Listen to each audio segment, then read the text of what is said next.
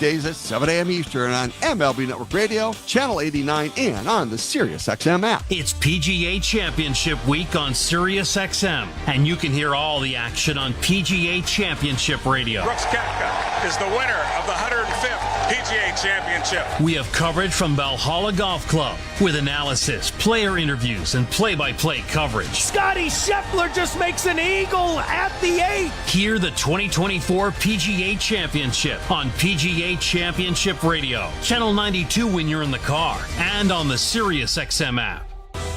It had been 75 years since Los Angeles had hosted the U.S. Open, but a player whose lone PGA Tour win came 6 weeks prior played the lead role in this movie. Wyndham Clark has played bigger than the biggest names of the game. The 2023 champion would add another win at Pebble 8 months later.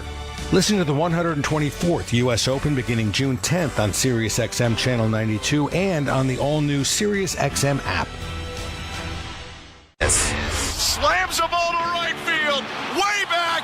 Way gone. Is Toronto Blue Jays baseball. Low rounding and heading for second. The throw. In time. On the Sportsnet Radio Network. Off to the races. The Blue Jays offense stalled for the majority of this season, but Toronto got the engine revving in Motor City last night. The Blue Jays hung 9 on the Tigers, their third 9-run performance in the last 4 games. Today they try to do it against a late announced starter for Detroit. Hi, everyone. Appreciate you tuning in tonight. I'm Ben Schulman alongside Mississauga's own Major Leaguer Chris LaRue. Roger Lajoie is our host. Nick Blackmore is our producer. And Tom Young is our technical director. Toronto Blue Jays baseball is brought to you by the local family-owned Crown Rust Control Centers in Plessis-Ville and Victoriaville, Quebec. Protect your vehicle from rust today. Find your local family-owned Crown at crown.com, Canada's #1 rust protection. Toronto, a veteran team, has to make a quick adjustment today. Scheduled Detroit starter Matt Manning was optioned this afternoon, with Kenta Maeda coming off the IL to make the appearance instead. Maeda has a tough opponent, though, as the Blue Jays send Alek Manoah to the mound on the back of 2 great starts. Game 2 of this series is next. You're listening to Blue Jays baseball, streaming on the Sportsnet app, sportsnet.ca, and across the Sportsnet radio network. Crown Rust Control Center, protection runs deep because every Crown Rust Control Center is owned by a local family who cares beyond business. Your Crown Rust Control Center is 100% committed to their product, to you, to their community, which is your community. Protecting you and what matters to you is equally important as protecting your vehicle. Did you know spring's the best time of year to protect your vehicle from rust? For a special spring offer, find your local family-owned Crown Rust Control Center at crown.com. Bring excitement to your landscape with proven winners, Color Choice Shrubs. These flowering shrubs and evergreens have been trialed and tested by experts to make sure they look better and bloom better, so they're just as easy to care for as what's in your landscape now, but a whole lot more colorful and interesting. Look for proven winners, Color Choice Shrubs, in the distinctive white container at your local garden center. Or learn more at provenwinnerscolorchoice.com. Not tomorrow, not someday. The home improvements begin today. It's game on with Timber Mart. Build that deck, raise that fence, landscape till your property is beautiful. Don't pay for 12 months on the Timber Mart deferred payment program. Your locally owned, completely Canadian hub of building and renovation expertise. Get your Timber Mart credit card at participating locations and pay later. 12 months later. Conditions apply. Ask in store for details or apply at timbermart.ca. The conference finals are here. It is over. The Rangers win and advance to the Final Four. And the place to hear your NBA and NHL hometown announcers is the SiriusXM app. The Boston Celtics are going to the Eastern Conference Finals. When the games mean the most, you want that local perspective. An epic best-of-7 battle. Syncing your hometown announcers to the action is easier than ever. Listen at home on your smart speaker or phone with the all-new SiriusXM app. He scores! Are you kidding me? The Blue Jays are in flight, leading 3-0. Blue Jays fans, this is Ross Atkins, and you're listening to Blue Jays Baseball on SiriusXM. The 0-1. Hit on the ground to first. Guerrero flips to Meza, who wins the race to first and ends the ball game. The Blue Jays explode late, score 8 runs from the 7th to the 9th, and win 9-1 in the series opener over the Tigers. The at-bats have been getting better, definitely. I think the approach is kind of shifting a little bit. Flaherty's a good pitcher. He's having a good year, but, I think we grinded, and you get to the third time through. A good homer from Barsh, obviously Izzy, but I was more impressed with how we added on runs against their bullpen, which is something we've been talking about for a long time.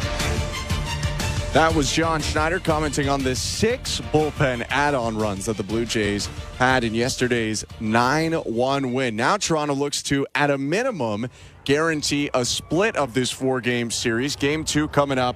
Alek Manoah takes the mound for the Blue Jays. Kenta Maeda on the other side for the Tigers. I'm Ben Schulman alongside Chris LaRue. And Chris, it's another Alek Manoah start. I think in all 3 starts, he surprised us in one way or another. Well, surprisingly, he actually looked okay in that first start. He just kind of lost it and was a little bit erratic and then ended up giving up the 6 earned runs. But he hasn't given up an earned run in his last 14 innings pitched. We've seen loud Alek Manoah. We've seen excited Alek Manoah. And that's the kind of Alek Manoah that I love. I love when he pumps this team up. He excites everybody that's watching him. And I just love every time he gets out there, whether it's good, whether it's bad. I love watching him pitch. But the biggest pitch today is going to be that changeup. There's 5 lefties. Well, 4 lefties, 1 switch in this Detroit Tigers lineup. That's going to be a big pitch for him. And in his last 2 starts, he started to use the changeup just a little bit more, and it's getting a little bit better. It's going to be a big, big pitch for him today. We'll see Manoah and that changeup coming up soon. Before we get there, though, let's go to baseball control, and for the first time, talk to today's host. Here's Roger Lajoie. And Ben, Chris, thanks very much. Great to be with you here at Baseball Control as we get you ready for the Blue Jays and the Tigers tonight. As the guy said, the Blue Jays looking for a 3rd straight win, hoping to hand the Tigers their 6th straight loss. Blue Jays actually leapfrogged the Tigers in the standings with the 9-run performance yesterday. And speaking of the standings, time now to check the Bet365 standings.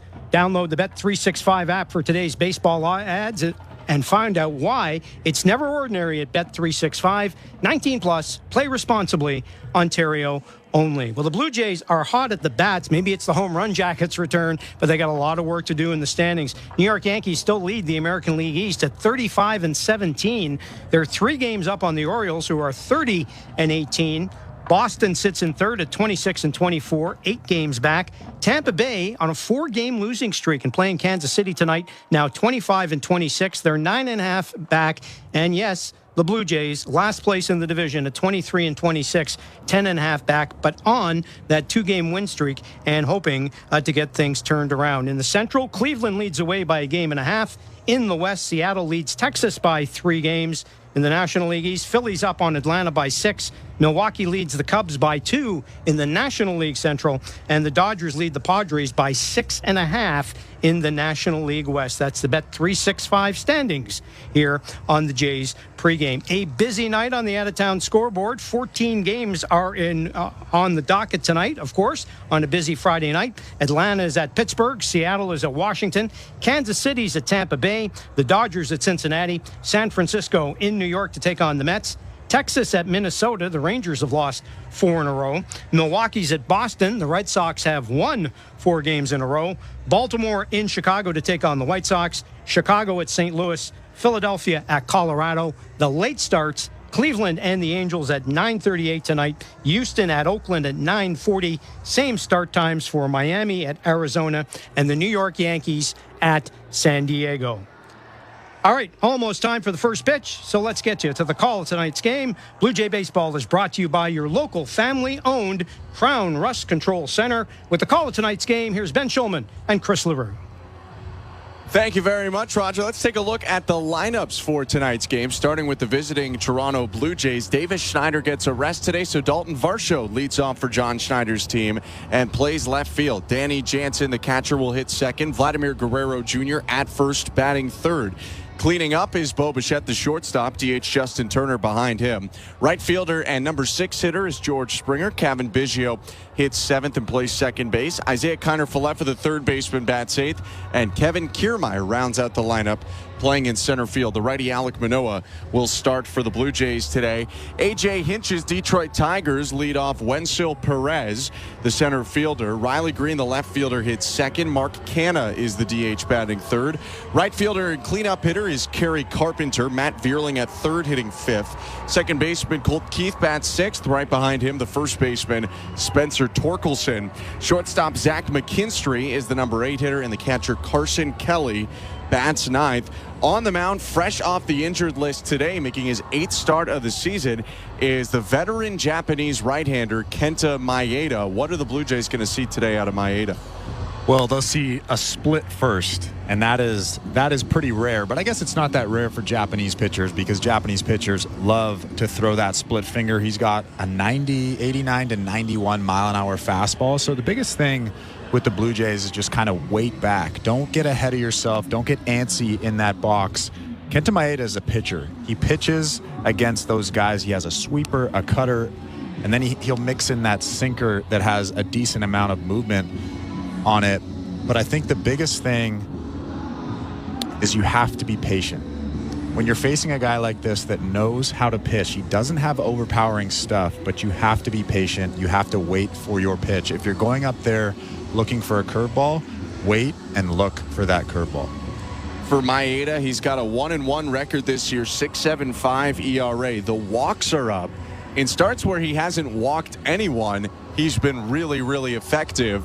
But he walked 4 in a start against Oakland this year, gave up a couple of runs. He walked 3 in his last start before hitting that injured list with viral illness, and gave up 7 in 2 innings, which has skewed his ERA a little bit. But for Maeda, in general, the 10 walks in 30 innings, a little bit higher than usual, and he's striking out fewer than a batter an inning, which last year he was well over striking out a batter an inning. Dalton Varsho taking some practice swings. Danny Jansen stretching in the on-deck circle as well. And we're about to get ready for the first inning, brought to you by Armstrong Bird Food. Bring nature to your backyard with Armstrong. Feeding Blue Jays since 1986. Visit ArmstrongBirdFood.com. Dalton Varsho walks to the plate. And we are just about ready to go. Game 2 of this series about to get underway. Maeda versus Manoah after the Blue Jays won Game 1 9-1 in Detroit. Tons of Blue Jays jerseys beyond the first base dugout. Lots of fans crossing the border for this one. Maeda steps back, kicks and fires, and the first pitch is a fastball high, 1-0. 6:41 Eastern is the time of the first pitch at Comerica Park in Detroit. 27 degrees Celsius, 80 Fahrenheit, and sunny. 1-0. Check swing, called, strike on the slider. Well, I guess the thing I have to ask you is, what do you think about those Detroit Tigers City Connect jerseys? Maybe not the one I'm buying at the store. 1-1. And Varsho hits the ball in the air to center. It hangs up, though. Wensil Perez backing up makes the catch. 1 out. So the Tigers, they have black jerseys that almost have like tire tread going up the middle, like you were to have run it over with a tire. It's royal blue, not dissimilar from the Blue Jays jerseys, that kind of shade of blue, and it says Motor City across the jersey, and it says Detroit across the black cap. Maeda's pitch to Danny Jansen with 1 out is off the end of the bat, foul. 0-1. Well, what do you think? I've always loved all black. They have the black socks, the black pants with the royal blue piping down the sides. So I actually kind of like it just because of that. 0-1.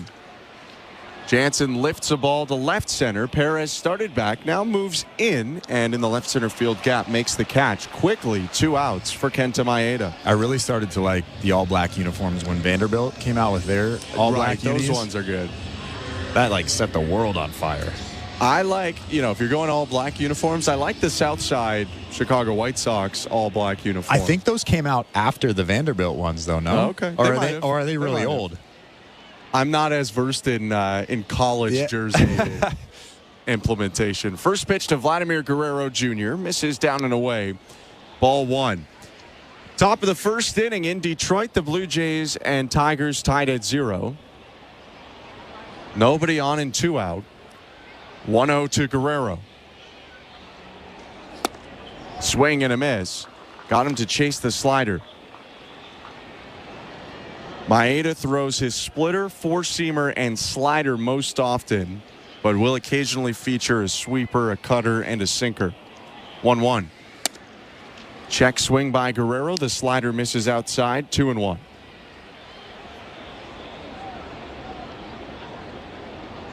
Japanese right-hander came over from Japan in 2016.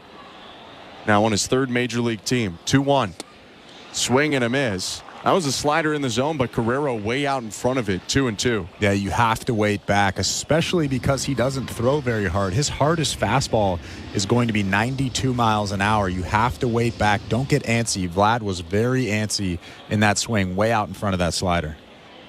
2-ball, 2-strike count. Maeda's 10th pitch of the inning. Downstairs. 3 balls and 2 strikes.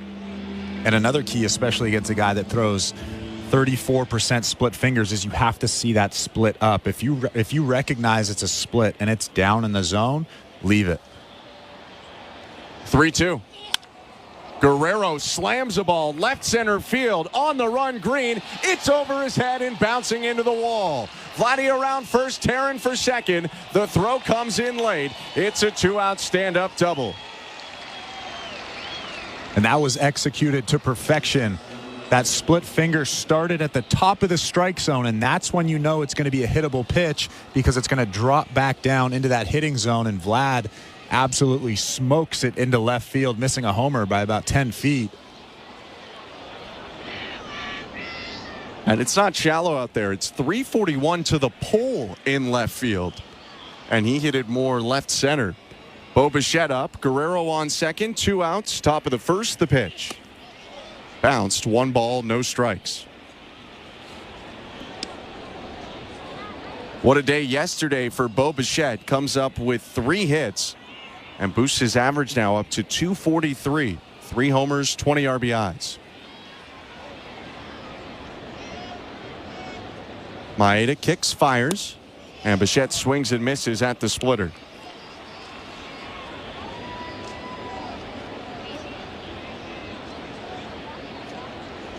Gray arm sleeve peeking out of the dark blue Blue Jays jersey for Bo Bichette. Just has the sleeve on his back right arm. Elbow protector on the left. 1-1 pitch. Fastball at the knees. Strike 2.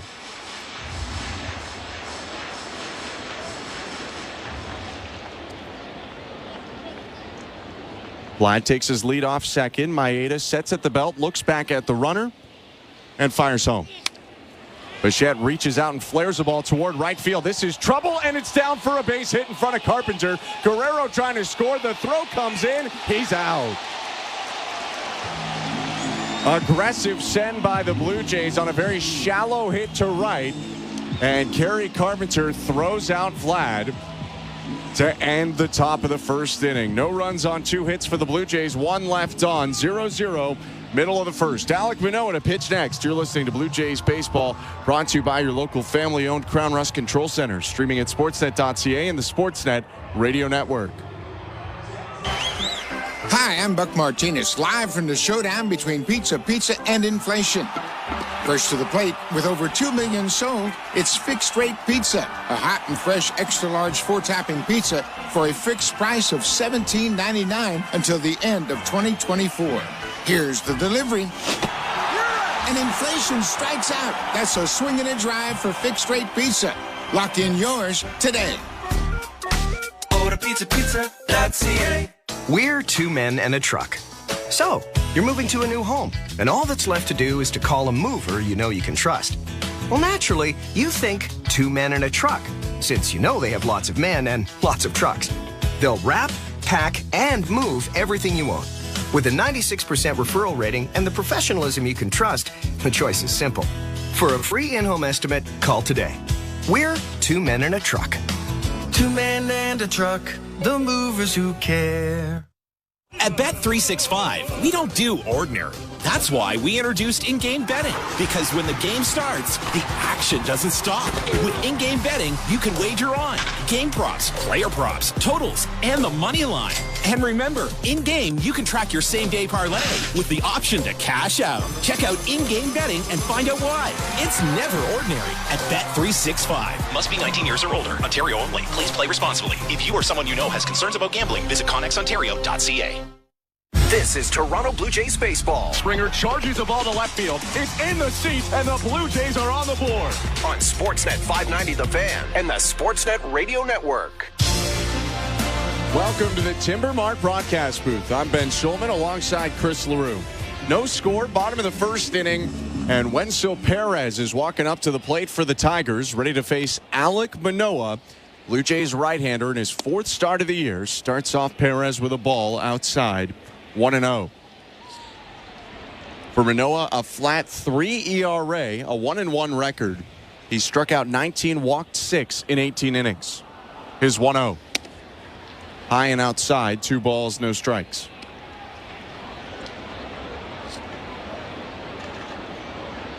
Perez, a switch hitter, batting left, batting .295 this year.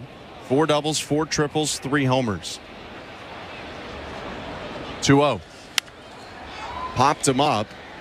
Left side of the diamond, IKF walks over the foul line and makes the catch still on the dirt where it extends a little bit into foul territory. And Manoah retires Perez, 1 down. And that right there is a pitcher's best friend. You fall behind 2-0, and then you throw another pitch out of the zone, and the hitter just pops it up to the infield. Oh, that is a good feeling right there, and I'm sure Alek Manoah is very happy about that.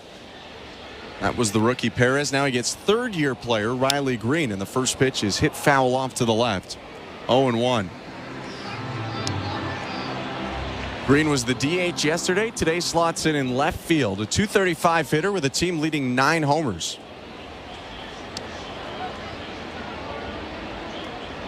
One out and the base is empty. Bottom of the first inning. Manoah sets near his right hip, kicks, fires, and misses high with the fastball. 1 ball, 1 strike.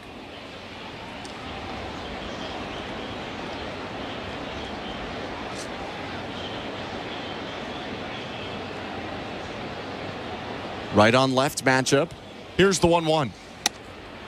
High and outside with the fastball again. 2-1. He has thrown 5 of 6 pitches outside of the strike zone, and I'm talking about not even really that close. You can see the frustration, kind of playing with his fingers, motioning to finish that pitch, and that's exactly what he needs to do. Get out in front and finish it. 2-1 slider is slammed to right field. Springer charges in and makes the catch on the liner, and there are 2 down.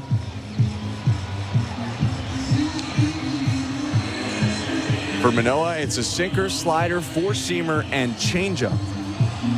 And you had mentioned before the game the changeup, a big pitch for Manoah against lefties specifically. After the 4-seamer, he's going to throw that changeup as frequently as any other pitch to lefties. Gets a right-on-right matchup here with 2 outs. The pitch to Mark Canha is a fastball on the outside edge, strike 1. And I think after he threw that off-speed pitch to Riley Green, he got out in front and he got the extension, that feeling. When you're struggling throwing fastballs for strikes, you really have to throw an off-speed pitch, maybe a changeup, to get that extension feeling. Drops a slider on the inside edge. It's 0-2. Canha got the day off yesterday, back in today at DH, and asks for time.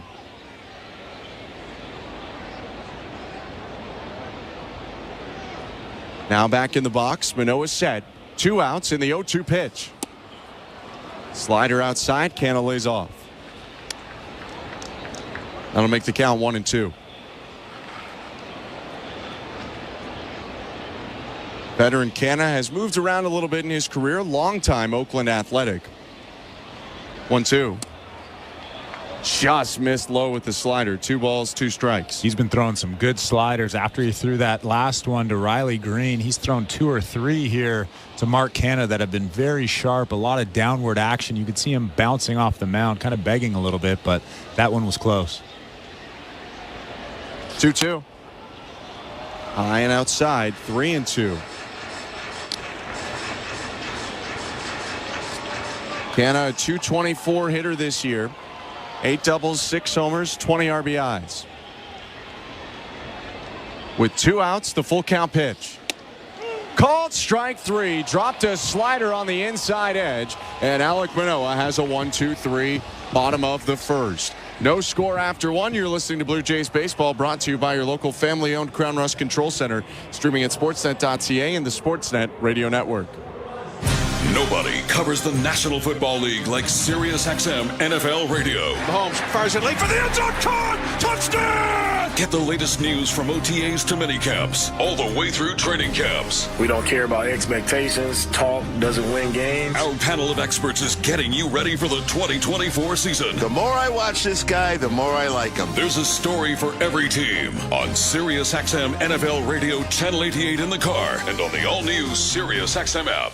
24/7, 365 coverage of all things NASCAR. All things NASCAR happens exclusively on SiriusXM NASCAR Radio, Channel 90. Fantasy Sports Radio is helping you win your fantasy leagues right now on Channel 87. It's a home run for Ronald Acuna. From in-season fantasy baseball management to daily fantasy playoff basketball to reacting to the NFL draft, Fantasy Sports Radio is here to help you dominate. Don't ever take a player that you don't intend to keep all year. Don't do it. It's terrible management. Fantasy Sports Radio, your home for fantasy sports. Channel 87 and on the all-new Sirius XM app. The South Carolina Gamecocks are on top of the women's college basketball world yet again. Perfection for South Carolina. 38 games, 38 wins. We're reacting to the perfect season and talking to the biggest names right here on Channel 374. Congratulations, Coach Saley. What does this particular title mean to you? This title is pretty special because it was unexpected. Keep it locked into SiriusXM SEC Radio as we continue to break it all down and celebrate the Gamecocks' 3rd national title. And the Sportsnet Radio Network. The second inning is presented by Bet365. At Bet365, you can watch thousands of live games, build your own bet, and can even make a bet while the game's still being played. 19 plus, play responsibly. Ontario only. Justin Turner leading off for the Blue Jays takes the first pitch from Kenta Maeda outside, 1-0. 2 former teammates facing off here in Turner and Maeda. Spent the mid to late 2010s together on the Dodgers. 1-0. Outside, 2-0.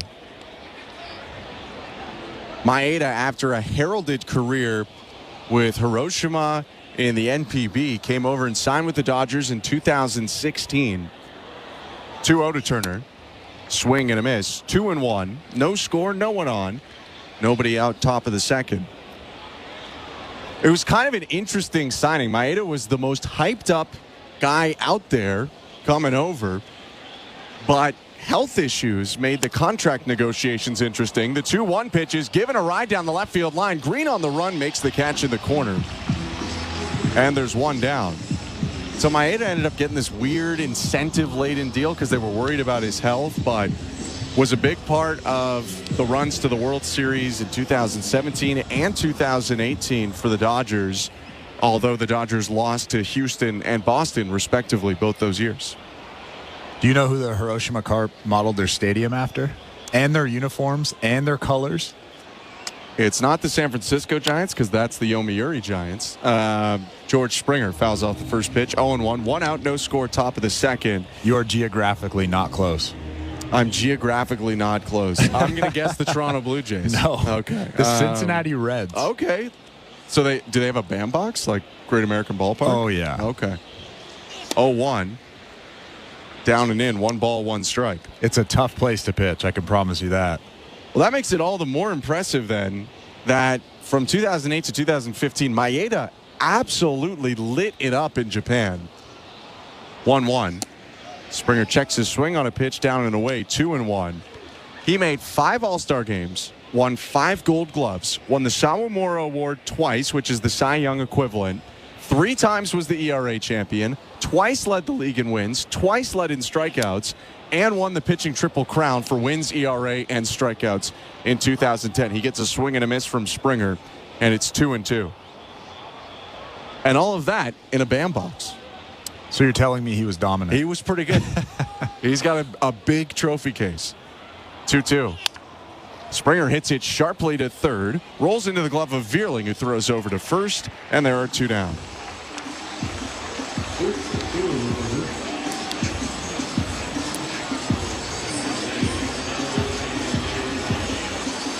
Maeda's allowed 2 hits so far, including a double to Vladimir Guerrero Jr., but no runs. Kerry Carpenter threw out Vlad, trying to score on a Bo Bichette single to end the top of the first. Now 2 down, nobody on top of the second. No score in the pitch to Kevin Biggio. Called strike 1. Biggio batting .202 this year, a homer and 7 driven in.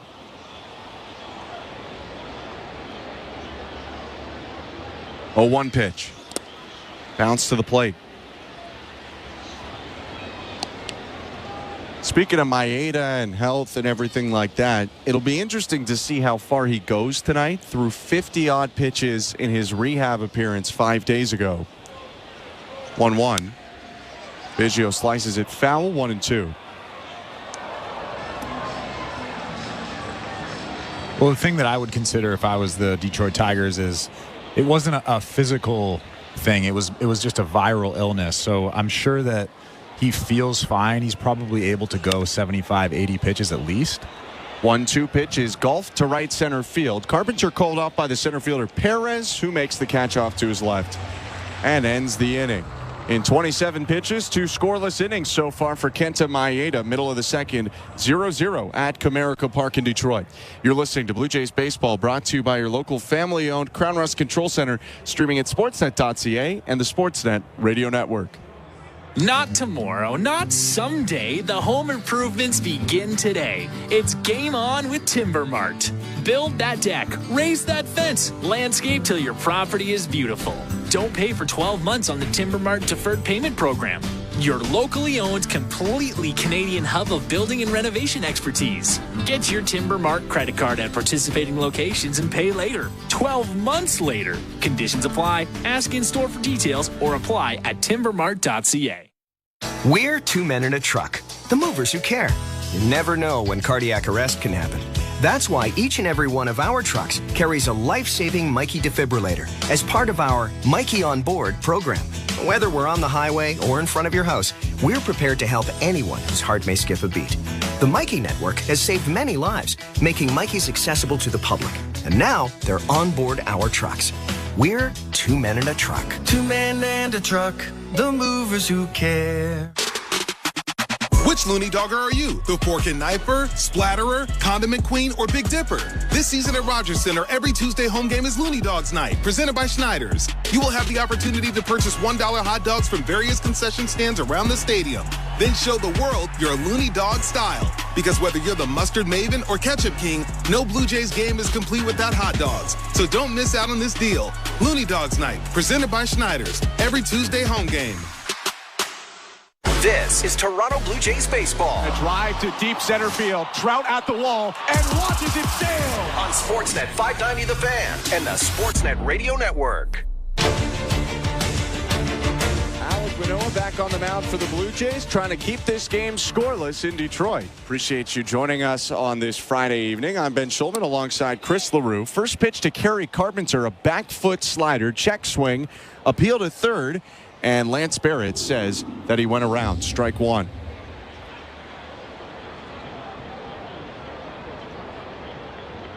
Here's the 0-1 pitch. Left-handed hitter swings and misses at the change. 0-2. That's the first change we've seen, and it was pretty good. Very good arm action, fastball. It looked like a fastball out of the hands, and that's the biggest thing for Alek Manoah. He has to make that changeup look like a fastball out of the hand. 89 miles an hour on that changeup, broke down and away. Jansen sets up in. 0-2 pitch is a slider that misses inside. 1 ball and 2 strikes. Mark Rippinger, our home plate umpire. Roberto Ortiz at first. It's Alfonso Marquez at second, and Lance Barrett umpiring third. Manoah's 1-2. Swing and a miss. Strike 3. Tied him up on that same inside slider. Back-to-back strikeouts for Manoah. 1 to end the first and 1 here to start the bottom of the second. Well, I don't think he quite is overly comfortable throwing that fastball yet, but man, that slider right now is nasty. Very sharp. He's throwing it for strikes. And that last pitch right there to Kerry Carpenter was nasty. Looked like a strike and then broke right off the plate. First pitch heater hits the inside part of the zone against right-handed hitting Matt Vierling, and it's 0-1. No score, bottom of the second. Vierling up with 1 out and nobody on. The pitch. Bounce the fastball. 1 ball, 1 strike.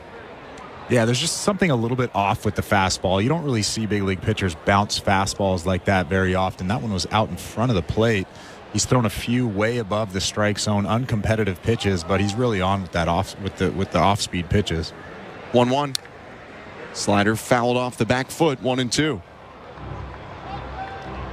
You could take home over $33,000 by supporting kids in your community. Proceeds from this Jays Care 50-50 jackpot will help get more kids off the sidelines and into the game. Get your tickets at bluejays.com/5050 from Ontario or Nova Scotia. 1 out in the bottom of the second. Manoah on 20 pitches. Right-hander reaches back, fires, and it's a slider down and away. 2-2.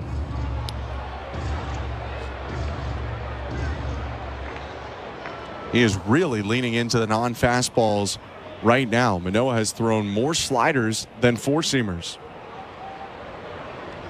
2-2. Four-seam fastball misses down and away. Full count. Yeah, his fastballs really aren't even close. You can see it on his face. Every time he throws one, kind of shaking his head, looking up to the sky, trying to figure out that extension, that release point on that fastball. I mean, if I'm him, I'm just throwing a slider here right down the middle. 3-2 pitch. Sinker bounced to third base. Stays fair for Kiner Falefa, who throws across the diamond and makes the play. That one just got over the bag in fair territory, and Manoah forces a ground out on the fastball to make it 2 down. I'm surprised Manoah threw a fastball there with how many fastballs he's thrown way outside of the strike zone. Throws a good 3-2 one right down the middle. Had just enough tail to it to miss the barrel of Vierling. And he went with the sinker that time rather than the four-seamer. Maybe that's something that can help him, although he misses with the sinker here against Colt Keith to start the next at-bat. 2 outs in the bottom of the second. Manoah's retired all 5 he's faced. 1-0. Keith gets it off the end of the bat. A changeup rolled foul. 1-1. 22-year-old Colt Keith batting .227 this year. 5 doubles, 14 RBIs. Looking for his first major league homer. 1-1. Low with the change. 2 balls and 1 strike.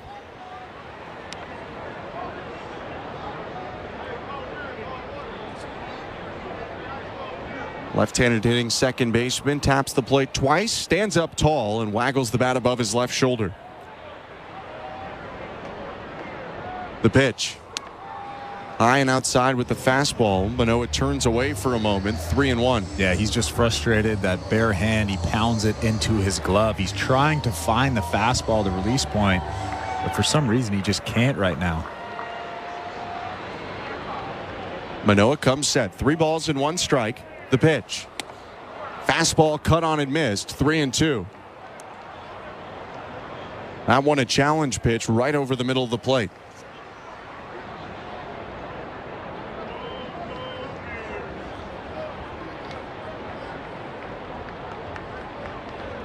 Keith asks for time, adjusts his batting glove, steps back in. 3-2. Fouled off. A better fastball that landed near the outside edge. Yeah, that one had a lot of movement to it. That's the fastball we've seen over the last 2 starts that's been so effective, starting down the middle and then fading away, sometimes with good downward action. That one had that horizontal movement right there. Jansen sets up inside. The 3-2. Check swing, foul. Manoah gets a break on a high fastball that would have been ball 4. Instead, Keith can't hold up and just half swung and tapped it down the third baseline. If he has the feel for it, now's a perfect time to drop in a changeup. You throw that thing right down the middle, make it look like a fastball, and Colt Keith will swing right through it. Payoff pitch. Changeup hit in the air, right field and deep. That ball going back, it's gone. The first major league home run for Colt Keith has the Tigers on the board. 1-0 Detroit. Well, that was a terrible call by me. Alek Manoah did the exact thing that I said he should do. He threw a changeup right down the middle, and Colt Keith was right on it, hitting a good line drive for his first career home run. That's tough for Alek Manoah because he executed that pitch to perfection. Keith waiting on it, hit that changeup that was just a little bit up from the bottom of the zone into the right center field stands. He's got the pizza spear now, and the Tigers have their first lead of this series. Alek Manoah trying to bounce back, delivers a fastball to Spencer Torkelson. 0-1. 1-0 Tigers, bottom of the second. 2 outs and nobody on. The pitch inside, 1 ball, 1 strike. That was Alek Manoah's first earned run allowed in 15 innings. First one since his first start in Washington in early May. The 1-1. Torkelson pops it up, back of second. Biggio into shallow right center, makes the call. Now called off by Kiermaier, the center fielder, who squeezes it and ends the inning. A solo home run by Colt Keith gets the Tigers on the board. 1-0 Detroit after 2 innings. You're listening to Blue Jays Baseball, brought to you by your local family-owned Crown Rust Control Center, streaming at sportsnet.ca and the Sportsnet Radio Network. If you're looking for a fun day, did you know the day before Monday? Junior J Sunday. You can paint your face, come and meet Ace and run base to base. Junior J Sunday. So many things to do. You could bring your crew and even mom and dad too. Junior J Sunday. Sundays are for Junior Jays, and with all kinds of cool new games and activities in the exciting outfield district areas, there's no end to the family fun you'll have. If you're feeling the song, grab your dad or mom, visit BlueJays.com. Junior J Sunday. At Crown Rust Control, protection runs deep because every Crown Rust Control Center is owned by a local family who cares beyond business. Your Crown Rust Control is 100% committed to their product, to you, to their community, which is your community. Protecting you and what matters to you is equally important as protecting your vehicle. Did you know spring's the best time of year to protect your vehicle from rust? For a special spring offer, find your local family-owned Crown Rust Control Center at crown.com. At Bet365, we don't do ordinary. That's why we introduced in-game betting. Because when the game starts, the action doesn't stop. With in-game betting, you can wager on game props, player props, totals, and the money line. And remember, in-game, you can track your same-day parlay with the option to cash out. Check out in-game betting and find out why. It's never ordinary at Bet365. Must be 19 years or older. Ontario only. Please play responsibly. If you or someone you know has concerns about gambling, visit connexontario.ca. Hey, this is Chad Green. You're listening to Toronto Blue Jays Baseball on the Sportsnet Radio Network. I was running in the front row, that fire and brimstone. The third inning is brought to you by the local family-owned Crown Rust Control Centers in Plessisville and Victoriaville, Quebec. Protect your vehicle from rust today. Find your local family-owned Crown at crown.com. Canada's #1 rust protection. First pitch of the third misses high and away from Isaiah Kiner-Falefa, 1-0. 1-0 Tigers, top of the third. Kenta Maeda on the mound, and the right-hander winds and offers. IKF shoots it to right field, but it's a liner right at Kerry Carpenter. 1 down. I'm Ben Schulman alongside Chris LaRue, Nick Blackmore, our producer, Tom Young, our technical director, and Roger Lajoie is our host today. Do you know much about the City Connect jerseys? What do you mean by that? Well, my question is, I guess, do they have to be all black? Because the Cincinnati Reds jerseys, uniforms, pants, everything is almost the exact same as Detroit. It's just red. But there are plenty of non-all black City Connects. That's true, I guess. First pitch to Kevin Kiermaier, hit on the ground. Diving stop at first by Spencer Torkelson, who throws over from a knee to a cutting Maeda, who steps on the bag. Very nice play both sides, and there are 2 down.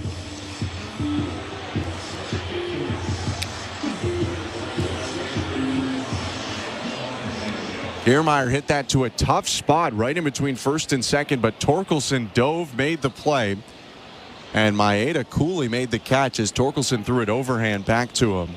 So 2 quick outs. Here's the top of the order, and Dalton Varsho. 0 for 1 today, flied out on the third pitch of the game to center field. First one from Maeda is a slow breaking ball. The rare curve that misses outside, 1-0.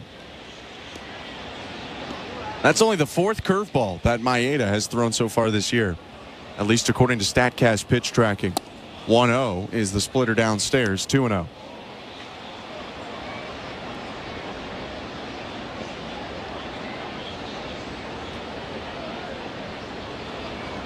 Maeda steps behind the rubber, turns his foot, 2-0. Drops a breaking ball in for strike one.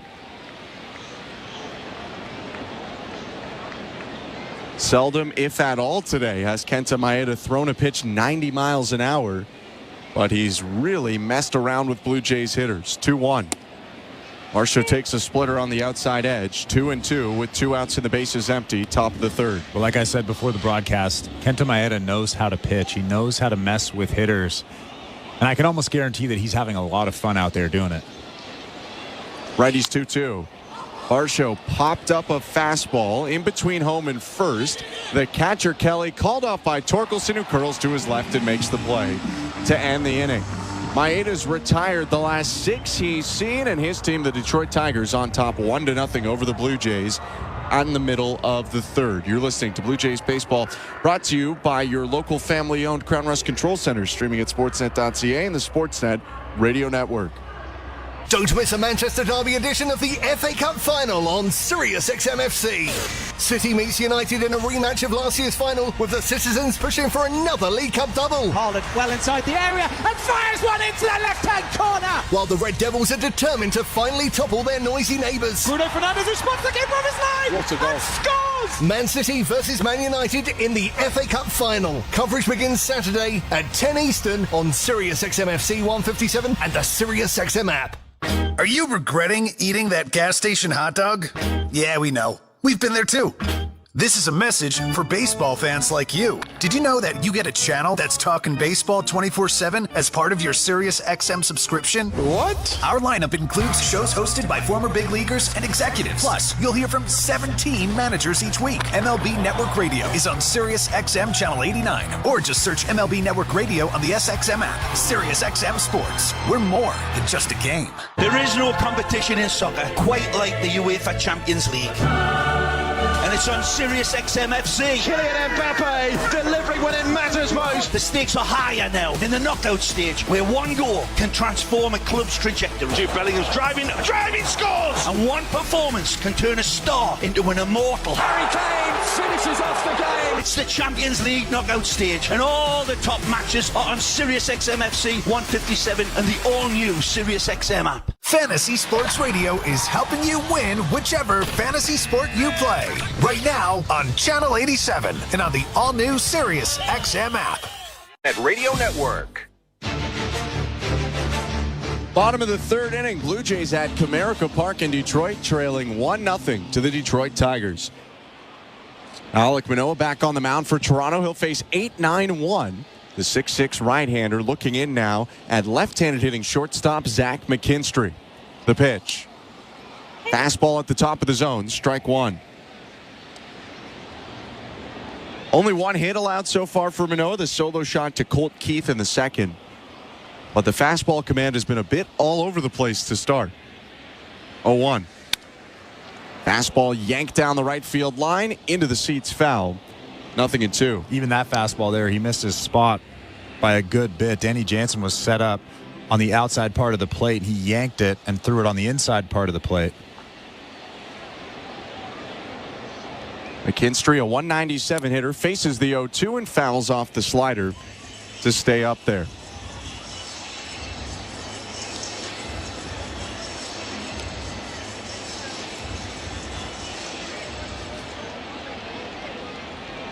In addition to the lack of command on it so far, velocity a little bit down for Manoah across the board, although it is early in the start.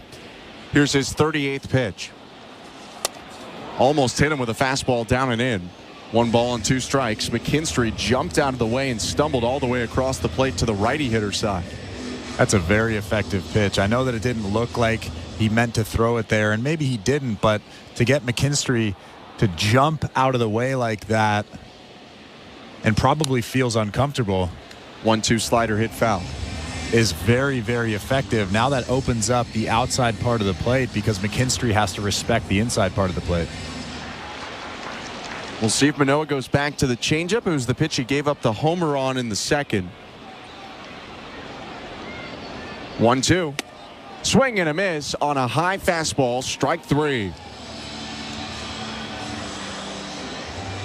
Good pitch right there. That's one of the few times tonight that Alek Manoah hit his spot with that fastball. You can see Danny Jansen with the elevated target, and he drills that glove. McKinstry shaking his head, walking back to that Tigers dugout. Third strikeout so far for Manoah, who now faces his 9th batter of the day. Pitch to Carson Kelly is lined on one bounce, picked up by Bichette, falling away as he throws. It's a safe call at first. Really tough play for Bo, who went deep into the hole beyond the third baseman IKF, threw from shallow left field, delivered it on a bounce, but Kelly beat it out. Yeah, he beat it out by a hair at first base. That was a great backhand from Bo. I thought he was going to just eat it, put that ball in his back pocket, but he kind of makes a throw falling away from first base. It's tough even to get it all the way across the diamond like that. So an infield single for Kelly, and now the order flips back over to the top. Here's Wenzel Perez. Pitch. Slider down and in, 1-0. Welcome to the Timbermart broadcast booth. When it comes to home improvements, Timbermart has the expert advice and the right products at the right price, so you won't find yourself out in left field on your next DIY project. Game on, home team. Timbermart is Canada's building center. 1-0 pitch, hit on the ground to second. Biggio picks it up, flips to second for one, and a bit of a takeout slide, although a legal one from Kelly at second, stops Bichette from throwing to first, so a fielder's choice, and now 2 outs. You don't really see those takeout slides anymore with all the rules that have been implemented over the last few years, although obviously not intentional. Here in the Timbermart broadcast booth, by the way, I'm Ben Schulman. He's Chris LaRue. 2 down now, and Perez at first after the fielder's choice. Riley Green is up, the left fielder. Manoah's pitch. Called strike 1.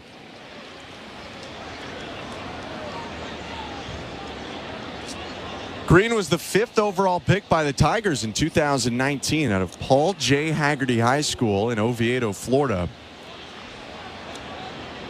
Throw over to first. Perez dives back in safe. Played his high school ball with Vaughn Grissom. And it's the same high school that both Zach Eflin and Ryan Mountcastle went to before Green was there. No balls and 1 strike the count. 2 outs and a runner on first. Manoah's pitch to Riley Green. Runner takes off from first. Pitch is low. Jansen's throw down to second. Got him. Perez doesn't think so. He's pointing to the dugout, but from our view, Danny Jansen clearly nails Perez. A.J. Hinch putting a palm up, so we'll stay here just for a second and make sure that the Tigers do or don't challenge. They're not going to. Danny Jansen throws out Perez to end the third. 1 hit, no runs, nobody left for Detroit. They lead 1-0 over Toronto at the end of 3. You're listening to Blue Jays Baseball, brought to you by your local family-owned Crown Rust Control Center, streaming at sportsnet.ca and the Sportsnet Radio Network. Don't miss a moment of baseball season with MLB Network Radio, including daily interviews with the decision makers from across the league on SiriusXM Channel 89. Dodgers manager Dave Roberts. Looking forward to talking some baseball. It's Managers at the Mic on MLB Network Radio, SiriusXM 89. And if you miss any of our Manager at the Mic interviews throughout the week, you can find them on the all-new SiriusXM app. Search MLB. I always love talking baseball with you guys. Each night after the horn sounds, NBA Radio has you covered with the best analysis of all the games. When healthy, they check a lot of boxes. We'll break down the playoff action. Tatum saw it coming, picked it off, drives in, and throws it down with 2 hands. And take you inside the locker room to hear from the players and coaches. It seemed like we had a lot of guys that were getting banged up, but we were able to get the job done. Hear the NBA Radio Playoffs postgame show every night throughout the postseason on NBA Radio Channel 86 and the all-new SiriusXM app. The Busted Open podcast is now available on YouTube. This is Dave LaGreca, host of Busted Open, the #1 pro wrestling show on the planet. You can now watch and listen to the award-winning Busted Open podcast every single day on YouTube. Our best interviews, behind-the-scenes access, and some of our best content from the past. All available right now when you go to youtube.com/@BustedOpenPodcast. Subscribe right now.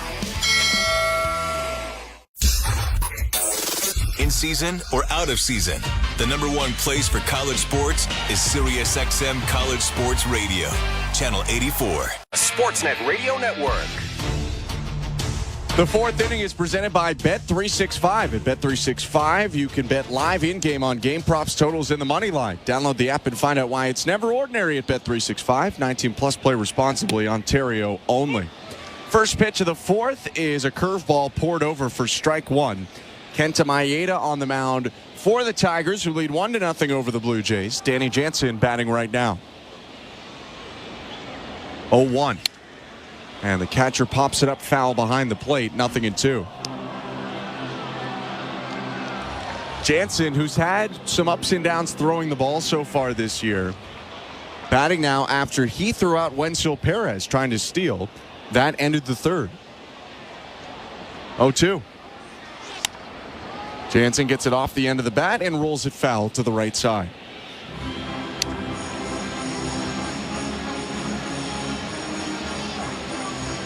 After a flyout to left field in the first inning, Danny Jansen hitting .325 this year. Tied for the team lead with 10 doubles. Also has 5 homers. 0-2. In the dirt, Jansen started the swing but lays off. 1 ball and 2 strikes.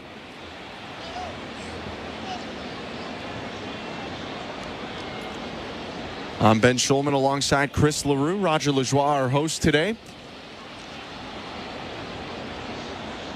The 1-2 pitch. Jansen sends it in the air to right field. Backing up Carpenter into the gap. He stops and makes the catch. 1 out.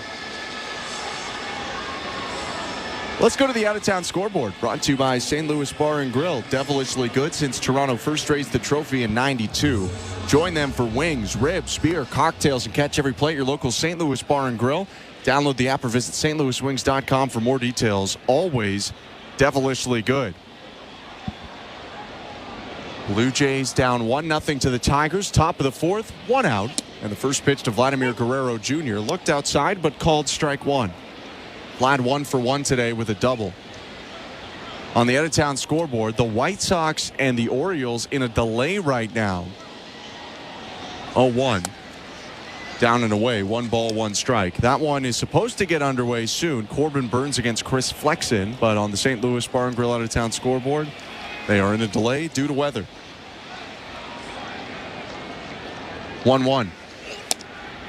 Yanked it outside. 91 miles an hour from Maeda. His hardest pitch so far today. 2-1. Gassed up for that one. Oh, yeah. I mean, I can't say anything. You can. Well, that was my fastball at the end of my career. Gassed up for those ones, too. 2-1 pitch. Hit foul off to the right. 2-2. Last time these two faced off in the first, Maeda floated a 3-2 splitter over the plate, and Guerrero, who's crushed off speed this year at times, sent it to deep left. 2-2 pitches high, another 91, full count. Yeah, that was a good take right there from Vlad. A fastball just up above that strike box. Kind of flinches back a little bit, but a good take. See if Maeda goes to the splitter. Vlad's hit 4 of his 5 homers off speed this year. 3-2. Splitter popped him up. Just behind second. Keith into right center field. Called off by Carpenter, the right fielder, who makes the catch. 2 down. And if you're going to throw a split to Vlad, that's where you want to throw it. Throw that thing right down the middle. Then it breaks to the bottom of the strike zone. That's your safe spot if you're Kenta Maeda. Want to throw that split. The last split that he threw him, when Vlad hit that double, started at the top of the strike zone and then broke back right over the middle of the plate. Vlad's not going to miss that one. So 2 down for Maeda, who retired 8 in a row. His pitch to Bo Bichette. Inside, ball 1. 1-0 Tigers. Nobody on base, top of the fourth. Bichette came up with a single with Guerrero on second back in the first inning, but Vlad thrown out trying to score. 1-0. Bo flares it to right field once again, sinking and down once again for a base hit.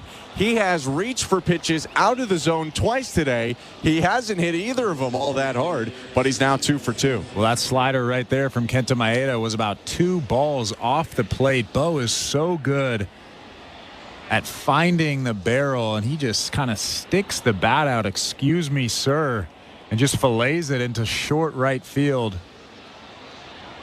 When he's going right, he gets a lot of those base hits. So Bo's aboard. Now Justin Turner up. The first pitch from Maeda is a fastball for strike 1.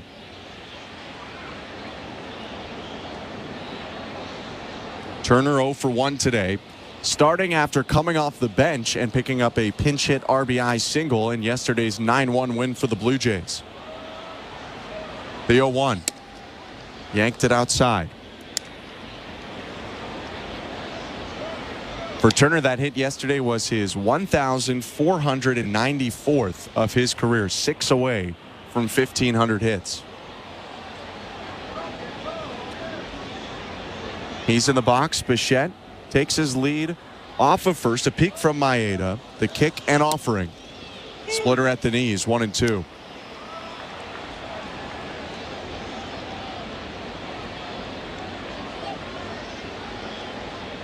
Maeda at 52 pitches, a strike away from getting out of the top of the fourth. Tigers up 1-0. Bichette on first. The pitch to Turner is lined toward left field. Charging in Green makes the catch just beside his head and ends the inning. No runs on a hit, 1 left on for the Blue Jays, who trail 1-0 middle of the fourth. You're listening to Blue Jays Baseball, brought to you by your local family-owned Crown Rust Control Center, streaming at sportsnet.ca and the Sportsnet Radio Network. At Crown Rust Control Center, protection runs deep because every Crown Rust Control Center is owned by a local family who cares beyond business. Your Crown Rust Control Center is 100% committed to their product, to you, to their community, which is your community. Protecting you and what matters to you is equally important as protecting your vehicle. Did you know spring's the best time of year to protect your vehicle from rust? For a special spring offer, find your local family-owned Crown Rust Control Center at crown.com. We're 2 men and a truck. So, you're moving to a new home, and all that's left to do is to call a mover you know you can trust. Well, naturally, you think 2 men and a truck, since you know they have lots of men and lots of trucks. They'll wrap, pack, and move everything you own. With a 96% referral rating and the professionalism you can trust, the choice is simple. For a free in-home estimate, call today. We're 2 men and a truck. 2 men and a truck, the movers who care. At Bet365, we don't do ordinary. That's why we introduced in-game betting. Because when the game starts, the action doesn't stop. With in-game betting, you can wager on game props, player props, totals, and the money line. And remember, in-game, you can track your same-day parlay with the option to cash out. Check out in-game betting and find out why. It's never ordinary at Bet365. Must be 19 years or older. Ontario only. Please play responsibly. If you or someone you know has concerns about gambling, visit connexontario.ca. Young Savage, why you trapping so hard? Hey, this is Kevin Biggio. You're listening to Toronto Blue Jays Baseball on the Sportsnet Radio Network. Welcome to the Timber Mart broadcast booth. I'm Ben Schulman alongside Chris LaRue, Roger Lajoie, our host, Tom Young, our technical director, and Nick Blackmore, our producer. Bottom of the fourth inning in Detroit, Alek Manoah misses outside to Riley Green, and it's 1 ball and no strikes. 1-0 Tigers thanks to the Colt Keith solo shot. The 1-0. Green takes upstairs, 2 balls and no strikes. Riley Green was up in the bottom of the third, but Wenzel Perez thrown out trying to steal. That ended the third. 2-0. Green rips it down the right field line, hooking and down in fair territory, bouncing off the corner. It gets stuck in the wall. Springer asking for time. Green around second, headed for third. He'll get in there with a triple, but I think John Schneider's going to ask some questions as that ball got lodged in the fence in right field. Well, I don't know the exact rule, but George Springer put both of his hands up in the air, but I believe that you have to wait for play to be stopped and then go grab the baseball. George Springer didn't wait for anybody to make a call and then went and grabbed the baseball and threw it into the infield. But if you wait and they don't call it, then he has it inside the Parker. Like I said, I'm not totally sure of the rules. We're going to get an answer here in a second.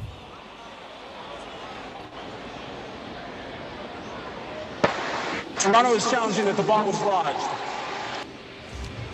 And so the umpires never made a call that the ball was lodged in there, but there's kind of an awkward, tiny little corner, and it certainly was lodged in there. I don't believe Springer has to wait for someone to make a call.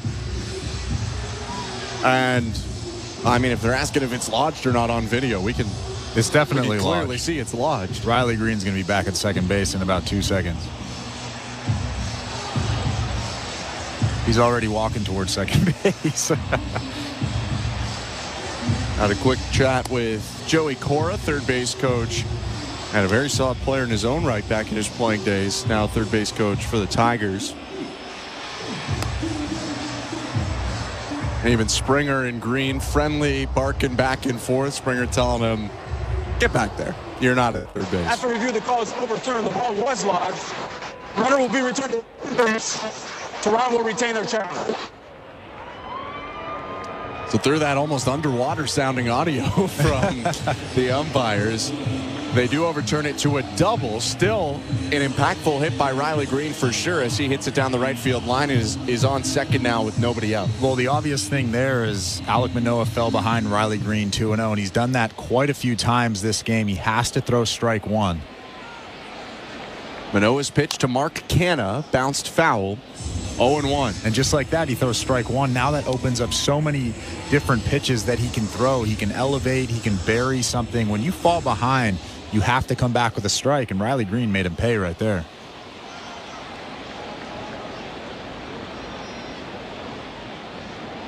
Two looks at the runner at Green, and the 0-1 inside nearly hit Canha.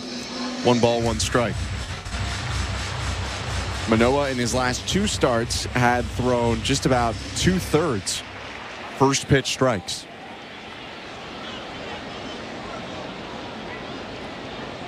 One to Canha. Bounces it to third off the glove of IKF. And up to third is Green. Safe at first, Mark Canha. IKF had to range to the backhand side. It was a tough hop, but the Blue Jays thought they had an out. Instead, there's 2 aboard here and nobody out. Yeah, if IKF comes up with that play there, or that ball there, he definitely throws Mark Canha out at first base, but still a tough play to the backhand. Actually, that was right at him, but it hits off the heel of his glove. Riley Green ends up at third base, and Mark Canha safely at first base.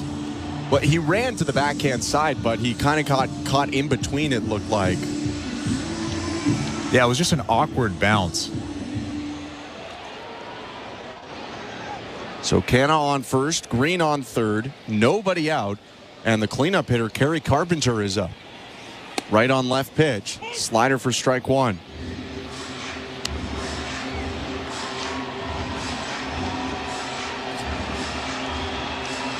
One nothing Tigers, bottom of the 4th inning. Manoah trying to keep it manageable for the Blue Jays. His 0-1. High, 1 ball, 1 strike. He has just missed high constantly with the fastball today. He just doesn't look right out there, especially with the finish. He needs to get further down that mound. He's letting go of that especially the fastball, just a little bit too early. 1-1. Swing and a miss. High changeup, and it's 1-2.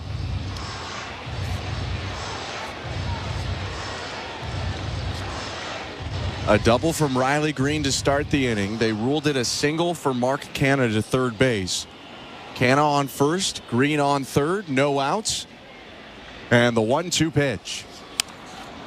Hit on the ground, foul, right side, and they'll do it again at 1-2.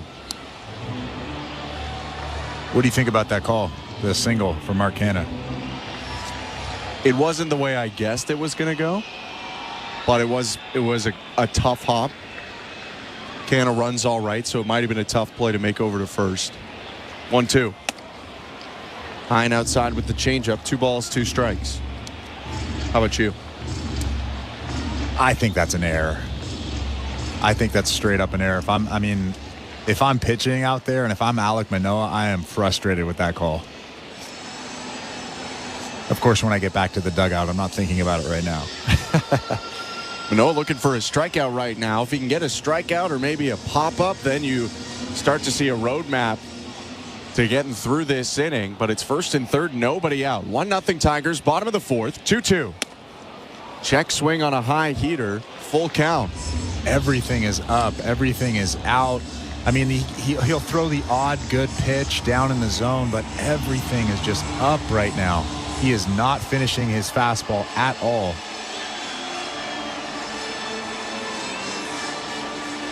Manoah shrugs his shoulders.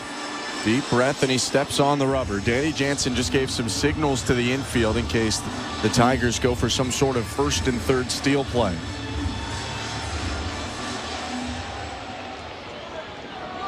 Carpenter in the lefty box. The righty Manoah comes set.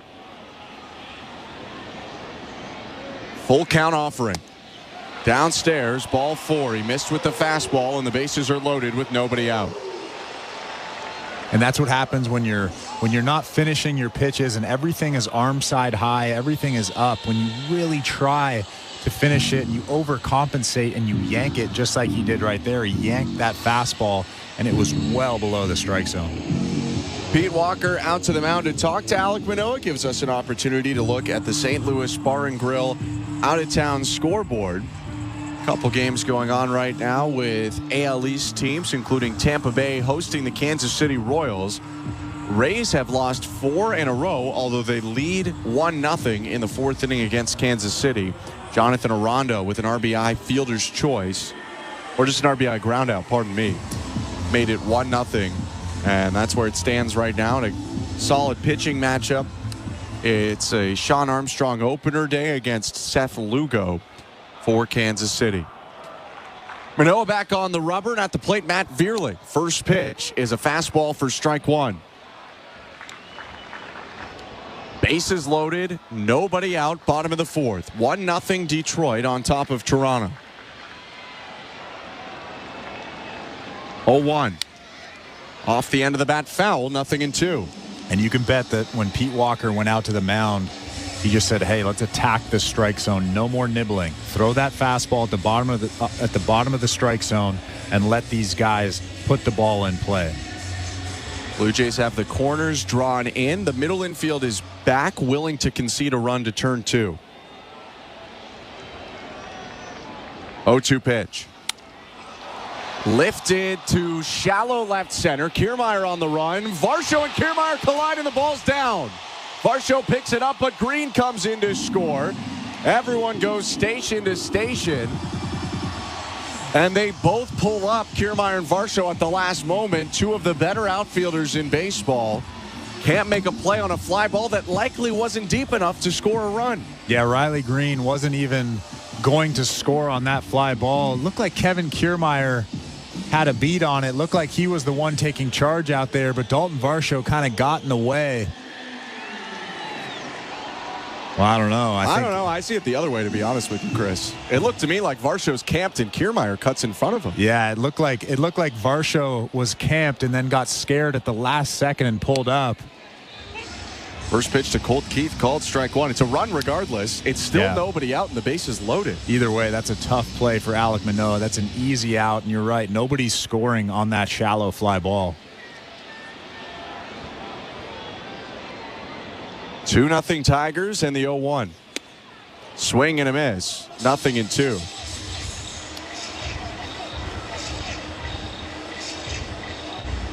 It's ruled a sacrifice fly and a fielding error that's allowed Vierling to reach. Regardless, bases loaded. Nobody out. The 0-2. Lifted foul out of play.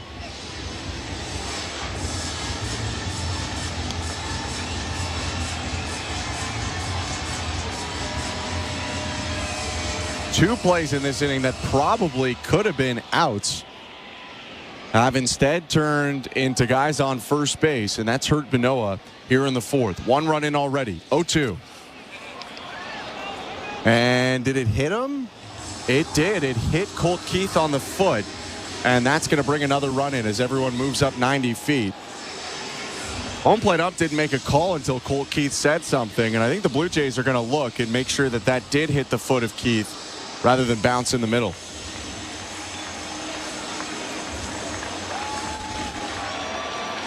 I mean, it hit his shoelace. That's what it hit. And that counts. I don't even know that it did. That counts as the shoe. Watch the shoelace just kind of hit. But is that the wind? Like, I don't even know that ball hit anything. I mean, it's the least of the concern right now. But least of the concern, Alek Manoah has made a couple of good pitches here in the last couple of hitters, and he's had some bad luck, of course, with Dalton Varsho and Kevin Kiermaier. But I'm going back to that IKF error that I thought was an error at third base. Now this could blow up his box score because of that call. First pitch to Torkelson misses down and away, 1-0. 3-0 the Tigers lead over the Blue Jays. Nobody out in the fourth inning. And it has been an awkward inning for the Tigers to bring home these runs. 1-0. Inside 2-0. Started with a Riley Green double where the umpires didn't realize the ball was lodged, and so Green got a triple. Blue Jays challenged, overturned back to a double because it got stuck in the wall. Mark Canha then grounded a ball to third and went off the heel of IKF's glove. 2-0 to Torkelson. Down and away, 3-0. And both Green moved up to third and Canha was safe at first. Then Kerry Carpenter with a walk. And then Matt Vierling hits a fly ball to left center shallow. They rule it a sacrifice fly and an error, but in both of our opinions at least, that ball was not nearly deep enough to score Green. 3-0 pitch. Foul tipped on a check swing by Torkelson. Strike one. Yeah, I guess I'm also unsure as to why that was ruled a sac fly, because Riley Green's going nowhere if they catch that baseball. But the scorer is disagreeing with that, in a sense. Of course. Yeah. Not sure why. But they've handed out, a hit to Mark Canha as well on a questionable one. 3-1. Swing and a miss. 3-2. And so after all of that, then on an 0-2 pitch, Alek Manoah maybe glances quite literally a shoecase of Colt Keith, and that brings in another run. It's 3-0 for the Tigers over the Blue Jays. Bases loaded, still nobody out, full count. And the pitch to Torkelson from Alek Manoah is line foul to left field. And they'll do it again at 3-2. Alek Manoah didn't look right in the first inning. I think he got away with a couple of pitches that the Tigers want back. He looked okay in the second inning, but then the third inning and now this fourth inning, he's been extremely erratic with that fastball, and that's what he starts with. If he can't throw that fastball for strikes, these are the type of games that he's going to have. 3-2 fastball, bounced foul.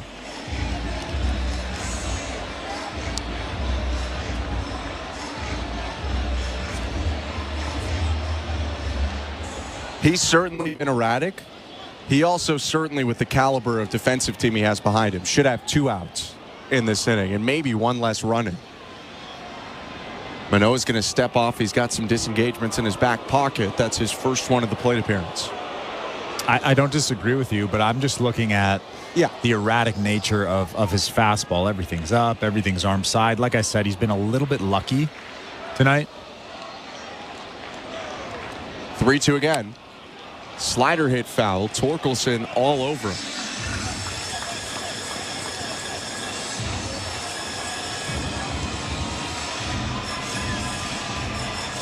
For the Blue Jays here, too, they're hoping to get some more outs from Alek Manoah. About to throw a 75th pitch. Nobody out in the bottom of the fourth. 3-2 again. Swing and a miss. Strike 3. The rare right-on-right change for Manoah gets Torkelson out in front, and that's a huge first out. That's a tough pitch to throw. Bases loaded, 3-2 count. Just throws that changeup in there. You can tell he's got some confidence with that thing. Torkelson swings right through it. You're throwing that to a guy who hit 31 homers last year. But it pays off for Manoah. Corner still in for the Blue Jays. Bases loaded, 1 down. The pitch to Zach McKinstry in the dirt with the change, 1-0. There's still room to salvage this for Manoah. Middle infield plays back, looking to turn an inning-ending double play. 3-0 Tigers. Bottom of the fourth. One down, bases loaded. And the right on left pitch to Zach McKinstry. Swing and a miss. 1-1.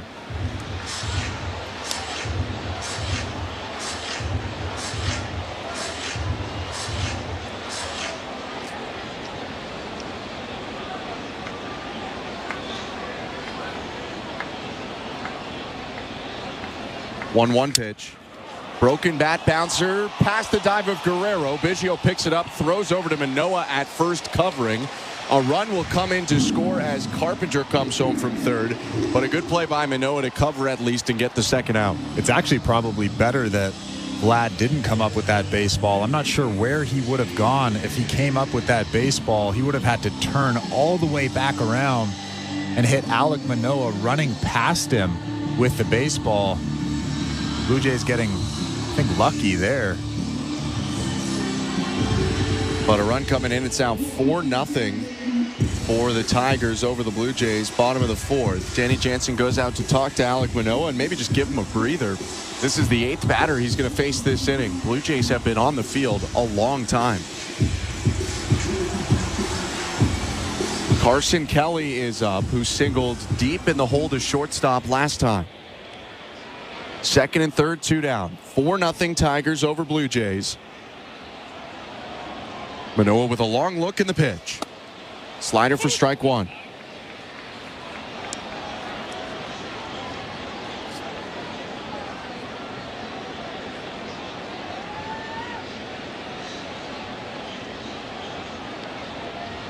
Right on right, 0-1. And Kelly hits it hard to left field. Varsho going back, leaps and makes the catch. Didn't get his best jump, but made up for it with a big leap. Line out caught there by Varsho. However, 3 runs come in for the Tigers in the bottom of the fourth. 4-0 Detroit after 4. You're listening to Blue Jays Baseball, brought to you by your local family-owned Crown Rust Control Center, streaming at sportsnet.ca and the Sportsnet Radio Network.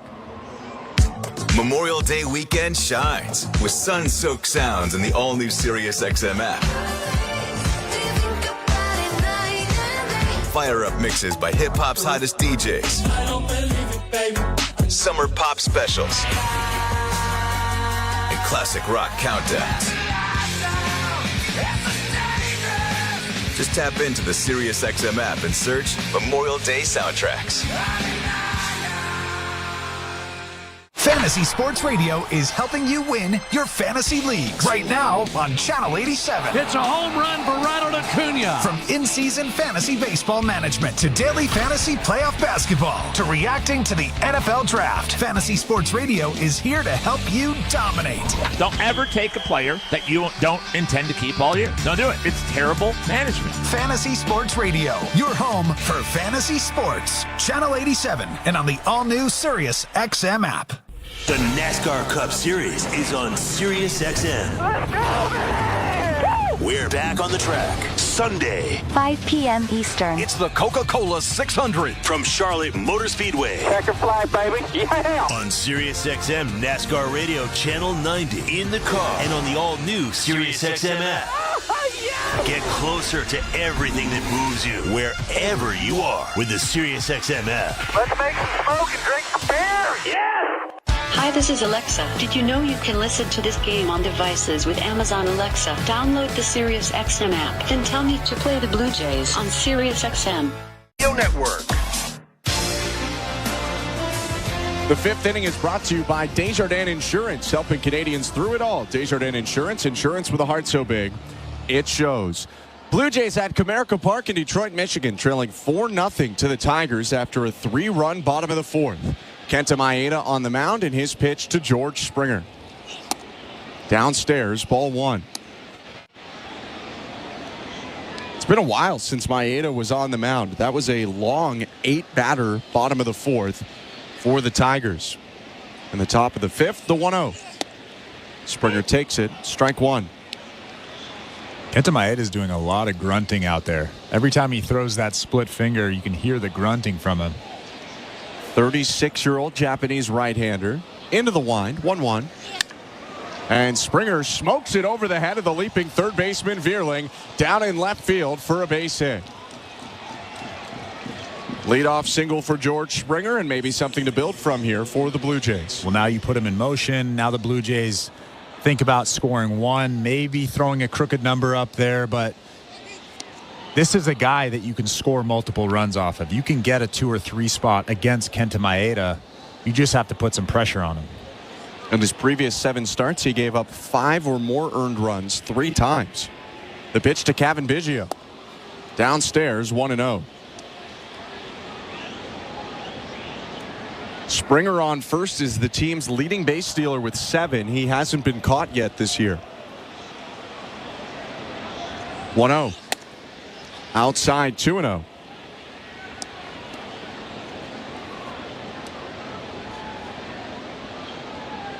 Maeda inspecting the ball for a moment. Dangles his right arm now, peeks toward first. 2-0 pitch to Biggio. Popped up behind the plate and out of play, 2-1. Before that pitch, it didn't really look like George Springer was going to be attempting a stolen base there. He was kind of just nonchalantly about 3 or 4 steps off of first base. Maeda's 2-1. Outside, 3 balls, 1 strike. Blue Jays down 4-0. Maybe they want to accumulate some base runners before risking anything. 3-1 to Biggio. Top of his own breaking ball, strike 2. I think you're right. You don't want to kill a rally down 4-0, nobody out. You get the leadoff guy on. Just doesn't make any sense. 3-2. Biggio swings and misses. Strike 3. Got him on the splitter. And there's 1 out. Kenta Maeda with a huge scream after that 3-2 split finger. A good split finger. Starts on the inside part of the plate, and Cavan Biggio swings right over it. That's Chris LaRue. I'm Ben Schulman. 4-0 Tigers over Blue Jays, top of the 5th. For Maeda, that was just his first strikeout. First pitch to IKF, called strike 1. Kiner Falefa, a .254 hitter, hit his 3rd home run of the season yesterday and drove in his 13th RBI. Turn and a throw to first. Springer dives back in safe.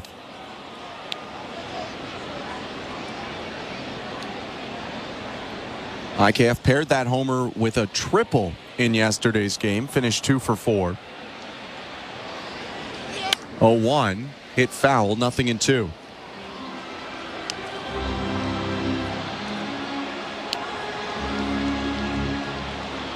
For Kiner Falefa, the 7 total bases. It was the 6th time in his career that he's reached that feat. Springer off first, the 0-2.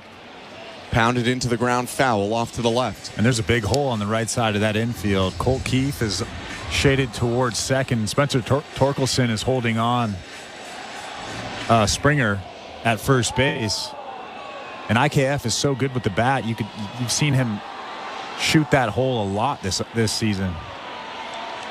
0-2. Swing and a foul ball behind the plate, out of play.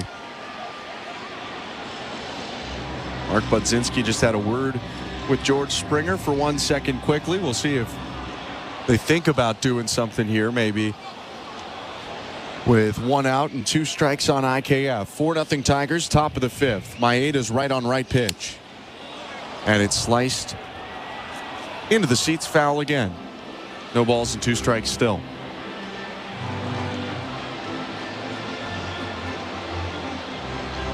Maeda has been dominant today, and the Tigers bullpen has struggled as of late. The Blue Jays would love some more deep battles like this. Kiner Falefa at bat. 0-2. Runner takes off, and the pitch is popped up behind the plate, out of play. Well, early on in the season, it was Justin Turner that would put up battles like this and foul off tough pitches. But recently, it's been IKF just fouling off tough pitches, staying alive. Eventually, that pitcher is going to throw him a fat one. And he's been doing some damage recently with him. 5 straight foul balls. Turn and a throw to first. Springer back with a dive.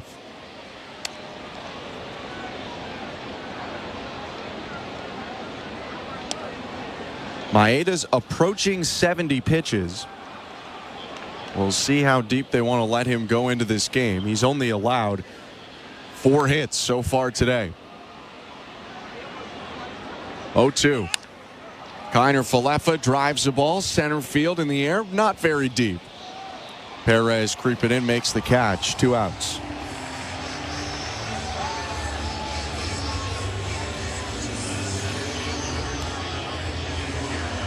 Here comes Kevin Kiermaier with 2 outs and George Springer on first.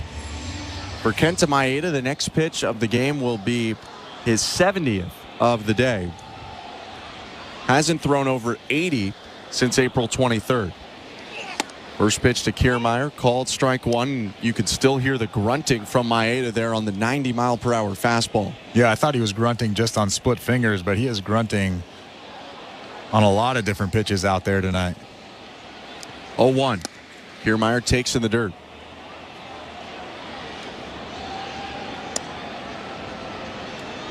Sounds like he's trying to win Wimbledon or the U.S. Open or something. Well, he didn't grunt on that last split finger. I wonder what makes him grunt. Is he trying to throw it harder? Is he trying to mess with the hitter? 1-1. Splitter misses low. 2 balls and 1 strike. Leadoff single this inning for Springer, but a strikeout and a flyout. And the Blue Jays are in danger of leaving him on first. 2-1. Kiermaier takes strike 2. Top of the order, Dalton Varsho on deck. You wonder if this could be it for Maeda if he gets through this inning. 2-2. And Kiermaier hits it to left center, not super deep. Circling under it, Perez makes the squeeze and ends the inning. No runs on a hit, 1 left on for the Blue Jays, who trail 4-0 middle of the 5th. You're listening to Blue Jays Baseball, brought to you by your local family-owned Crown Rust Control Center. Streaming at sportsnet.ca and the Sportsnet Radio Network. Tonight, it's Game 2 of the Western Conference Finals. Out to Luka, makes the 3, sidestep left to take the 3, and make the 3. At 8:30 Eastern, can Luka Doncic and the Mavericks win back-to-back games in Minnesota? I just said to myself, we got to win this game. I got to be way better. Or will Anthony Edwards and the Timberwolves pull off the win at home? Lose a step behind everybody, but we'll be all right. It's the Western Conference Finals. Mavericks and Timberwolves. 8:30 Eastern on NBA Radio Channel 86 and the all-new SiriusXM app. We're talking college basketball on ACC Today. Great run for NC State men's basketball. The story of this team is one I don't think anybody will forget. They were able to accomplish a lot. They captured the hearts and the minds of the nation. DJ Burns became an absolute star nationally. I love it. ACC Today, weekdays from 8 to 11 a.m. Eastern. ACC Radio, Channel 371, and the SiriusXM app. You love listening to baseball. You love talking about baseball. You love yelling at your buddies about baseball because they love baseball, and so do we. That's why SiriusXM has the only channel on the radio dedicated to baseball 24/7. It's MLB Network Radio, SiriusXM Channel 89. News, opinions, passionate baseball talk from former players and GMs, plus interviews with players, managers, and executives, and much, much, much more. If you can hear me right now, you've got MLB Network Radio, SiriusXM Channel 89, and on the SiriusXM app. 24/7, 365. Coverage of all things NASCAR. All things NASCAR happens exclusively on SiriusXM NASCAR Radio, Channel 90. Welcome to the Timber Mart broadcast booth. I'm Ben Schulman. He's Chris LaRue. Bottom of the 5th, and Alek Manoah's first pitch is called strike 1. Winsell Perez hitting right now for the Tigers. 4-0 Detroit leads on a 3-run bottom of the 4th. The 0-1. Swing and a miss. High changeup makes it 0-2.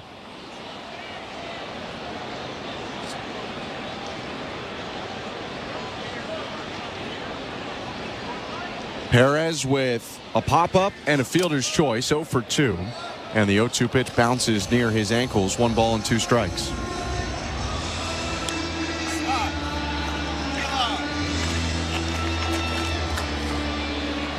Take a look at the injury report after Winsell Perez bats. The switch hitter who's hitting left, choking up for the 1-2. Grounded foul. I don't know what that hit on the backstop. Maybe directly a mic because that just hit off the fence, but Made an awkward noise. 1-2 still.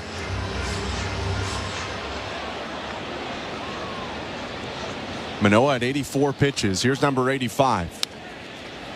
And it's lifted in foul territory, right side. Guerrero jogging over, makes the catch. 1 out. The injury report is brought to you by Pregame Private Personal Injury Lawyers. If life has thrown you a curveball and you're striking out with your insurance company, get ahead of the count and call Pregame Private Personal Injury Lawyers. You focus on getting better, and Pregame Private will take care of the rest. Visit bplawyers.ca. First with 1 out, the pitch to Riley Green. Grounded foul, 0-1. Tell me something good about Chad Green. He's going to pitch in Buffalo tomorrow. Perfect. And Bowden Francis is going to go on Sunday. Yariel Rodriguez will also pitch on Sunday for the Buffalo Bisons, about 30-35 pitches. 0-1 to Green outside, 1 ball, 1 strike. And this will be almost certainly Chad Green's last rehab outing. It seems that way, considering it was even in question whether he'd make this one. You could maybe say the same about Bowden Francis, too. 1-1. High and outside, 2-1. Although we talked about this a little bit last night. Bowden Francis, different situation. They'll probably use him as a long guy, so they want to get him a little bit stretched out during these rehab outings. 2-1. Green slices it foul, 2-2. Francis is 1 ahead of Green in terms of rehabs already made. But yeah, we'll see what happens with those guys. And then really the only other thing is there's nothing wrong with David Schneider. John Schneider confirmed. They're just giving him a rest day. He's played a lot recently. 2-2. Riley Green pops it up and into the seats off to the left. Bangs his helmet, the left side of it, with his barrel. Upset he missed that pitch. Still 2 balls, 2 strikes. I wouldn't say that was a pitch to bang your helmet over. That was a good changeup down and away. 2-2. Slider hit hard, deep right field. Springer going back into the deep gap, makes the catch. And there are 2 down. Alek Manoah has found the strike zone in this inning. I think it's more the release point. You can see that most of his pitches are down. He has good finish. For Manoah, now through 4 2/3, has given up 4 runs. 2 of them are earned after some scoring changes, although even that could change because right now the Blue Jays only have 1 error of a possible 2 charged against them. First pitch to Mark Canha, down and away, 1-0. And even though Manoah hasn't been his sharpest, he had to get 5 outs in the 4th inning where the Tigers scored 3 runs. 1-0. A little bit low, 2 balls, no strikes. 4-0 Tigers, bottom of the 5th. Former A, Met, and Brewer Mark Canha up. 2-0 pitch. Called strike. Now it's 2-1 with 2 outs and the bases empty. We were wondering, does Kenta Maeda keep going with the 3rd time through the order coming up? Indications would say no. 2-1 pitch. Check swing. It was in the dirt. Appeal to first. He did not go. So it's 3-1. And I say that because Bo Brisky is getting loose right now for the Tigers in the bullpen. A right-hander who seemingly would come in to face Dalton Varsho to start the 6th. Manoah at 95 pitches himself. The 3-1. Fastball for strike 2. Full count.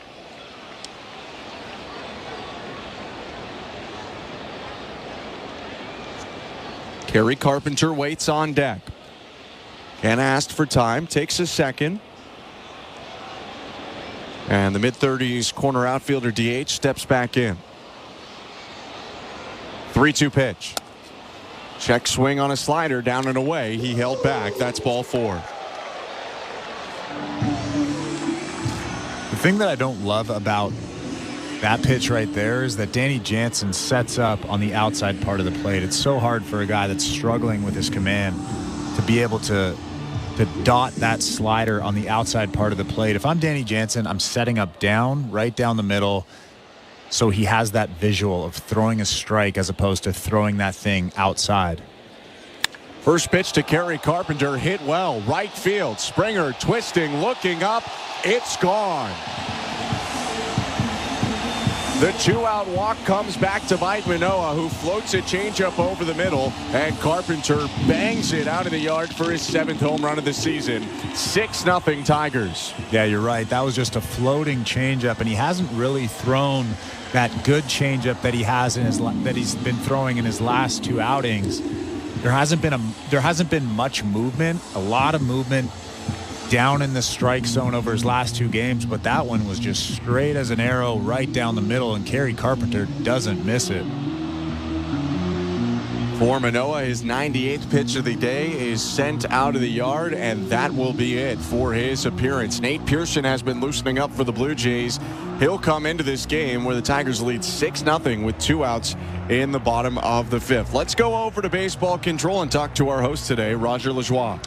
Ben, thanks very much, and let's go to the out-of-town scoreboard, brought to you by St. Louis Bar and Grill, always devilishly good. Well, some good news on the scoreboard for the Jays, at least. The Tampa Bay Rays continue their struggles.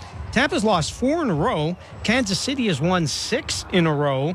And tonight in Tampa Bay, after the Rays took an early lead, Kansas City has answered with 5 straight runs and now lead 5-1 in the bottom of the 5th. Massey has a 3-run homer, his 6th of the season in that one for the Royals. 5-1, bottom of the 5th in Tampa Bay. Other games underway. Pittsburgh Pirates belting the Atlanta Braves 7-0. They're in the bottom of the 5th. 2-run homer by Trillo, his 3rd in that one. Washington leading Seattle 3-1. That one in the top of the 6th inning. LA Dodgers and Cincinnati got a bit of a slugfest going after 3. Dodgers up 4-3. Mookie Betts with 2 hits, including an RBI single in that one. San Francisco on top of the New York Mets 2-1 in the bottom of the 4th in New York. Texas and Minnesota are tied at 2. They're in the top of the 4th in Minnesota.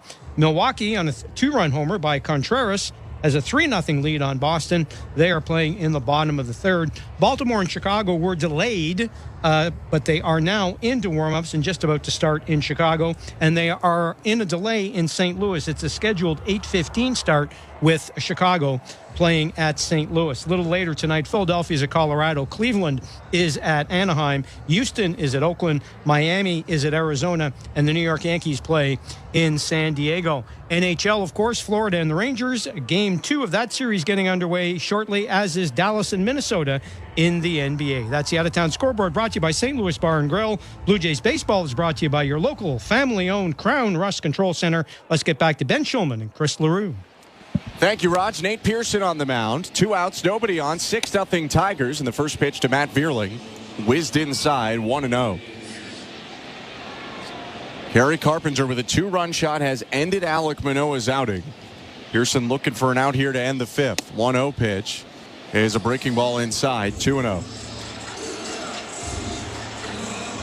For Pearson, his 20th appearance of the season, ERA around 5.5. Right-handers 2-0. Breaking ball, called a ball. Definitely looked like a strike at the top of the zone, and it's 3-0.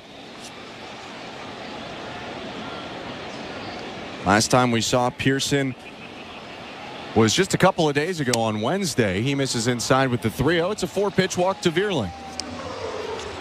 In that outing, Nate Pearson pitched the 9th inning with the Blue Jays up big on the White Sox. Walked 1, but struck out 2 in a scoreless inning of work.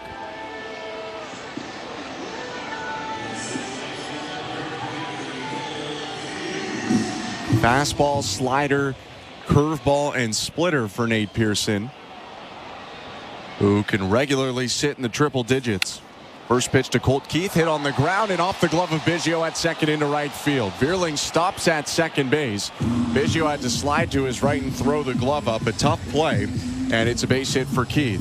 2 on now with 2 out. Well, this is a big outing for Nate Pearson. He can come out and he can throw strikes at the bottom of the strike zone and eat up a couple of innings for this Blue Jays bullpen. We still have 5 straight games after tonight's game without an off day, so the Blue Jays need somebody to come in and eat up some innings. Nate Pearson could potentially throw 3 innings tonight. He needs to throw strikes. He needs to attack hitters.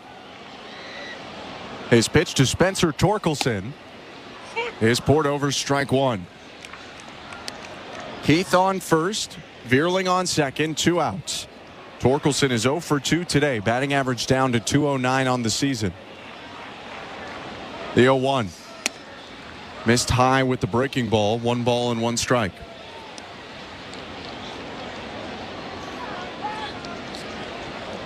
Six nothing Tigers at Comerica Park. For Detroit, it's the first time they've scored 5 runs on the Blue Jays in their last 29 tries. The Blue Jays had held them as the 1-1s fouled off 1 and 2 to 5 or fewer in 28 straight games, which was 1 away from tying a Blue Jays record. They held the Brewers to 5 or fewer in 29 straight in the mid-80s. 1-2. Hit on the ground to short. Picked up by Bichette, goes the short way to second, and ends the inning on that fielder's choice. 2-run homer by Kerry Carpenter knocks Alek Manoah out of the game and makes it 6-0 through 5. You're listening to Blue Jays Baseball, brought to you by your local family-owned Crown Rust Control Center, streaming at sportsnet.ca and the Sportsnet Radio Network. Show your pride in the heart of Toronto and create core memories. Join us at the ballpark on Friday, June 14th for Pride Night, presented by TD, and get your Blue Jays Rainbow Rope corduroy hat. At the core of who we are. Celebrate Pride and enjoy great Pride Night activities around the ballpark. On Friday, June 14th, arrive early to get your Blue Jays Rainbow Rope corduroy hat giveaway. Pride Night, presented by TD. For tickets, visit BlueJays.com. Bring excitement to your landscape with Proven Winners Color Choice shrubs. These flowering shrubs and evergreens have been trialed and tested by experts to make sure they look better and bloom better. So they're just as easy to care for as what's in your landscape now, but a whole lot more colorful and interesting. Look for Proven Winners Color Choice shrubs in the distinctive white container at your local garden center, or learn more at ProvenWinnersColorChoice.com. The hardest work should lead to the best quality of life. If you're a skilled trades worker, you might not be feeling that way right now. But in Alberta, skilled trades workers can earn more, save more, and live more with better wages and a lower cost of living. Visit albertaiscalling.ca to learn more about the $5,000 moving bonus for the first 2,000 skilled trades workers who move to Alberta, stay for a year, and successfully apply. A message from the Government of Alberta. This is Toronto Blue Jays baseball. Jose Barrios with a trio of strikeouts to end a scoreless 6. On Sportsnet 590 The Fan and the Sportsnet Radio Network. It's the 6th inning, brought to you by Desjardins Insurance, helping Canadians through it all. Desjardins Insurance with a heart so big, it shows. New pitcher for the Tigers, Detroit up 6-0, top of the 6th, and the right-hander Bo Brisky takes over, making his 4th appearance of the season. I'm Ben Schulman alongside Chris LaRue. Dalton Varsho in the top of the order start here in the top of the 6th. Right on left pitch. Brisky misses down and in, 1-0. For Kenta Maeda, it was a very successful return from the injured list. 5 innings, 4 hits, no earned runs, no walks, 1 strikeout. 1-0. Varsho slices it foul, 1-1.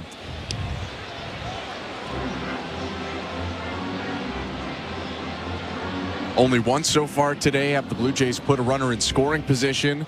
It was Guerrero's 2-out double in the first off of Maeda. 1-1. Varsho smacks it down the right field line, hooking toward the corner. It's a foul ball by maybe a foot. It goes off the wall, but just wide of that yellow line that extends down from the foul pole. 3-4 feet foul for Varsho, and it's 1-2. Yeah, Dalton Varsho was on his horse as soon as he hit that thing. Hits off that wall out there, probably about 3 feet foul. Just hooking, taking a double away from Dalton Varsho. 1-2. Varsho swings and misses at a change. And that's the first out of the 6th. Bo Brisky, a 27th rounder by the Tigers in 2019 out of Colorado State Pueblo. Has a 4-seamer, a changeup, a sinker, and a slider in his arsenal. His pitch to Danny Jansen, down and away, ball 1.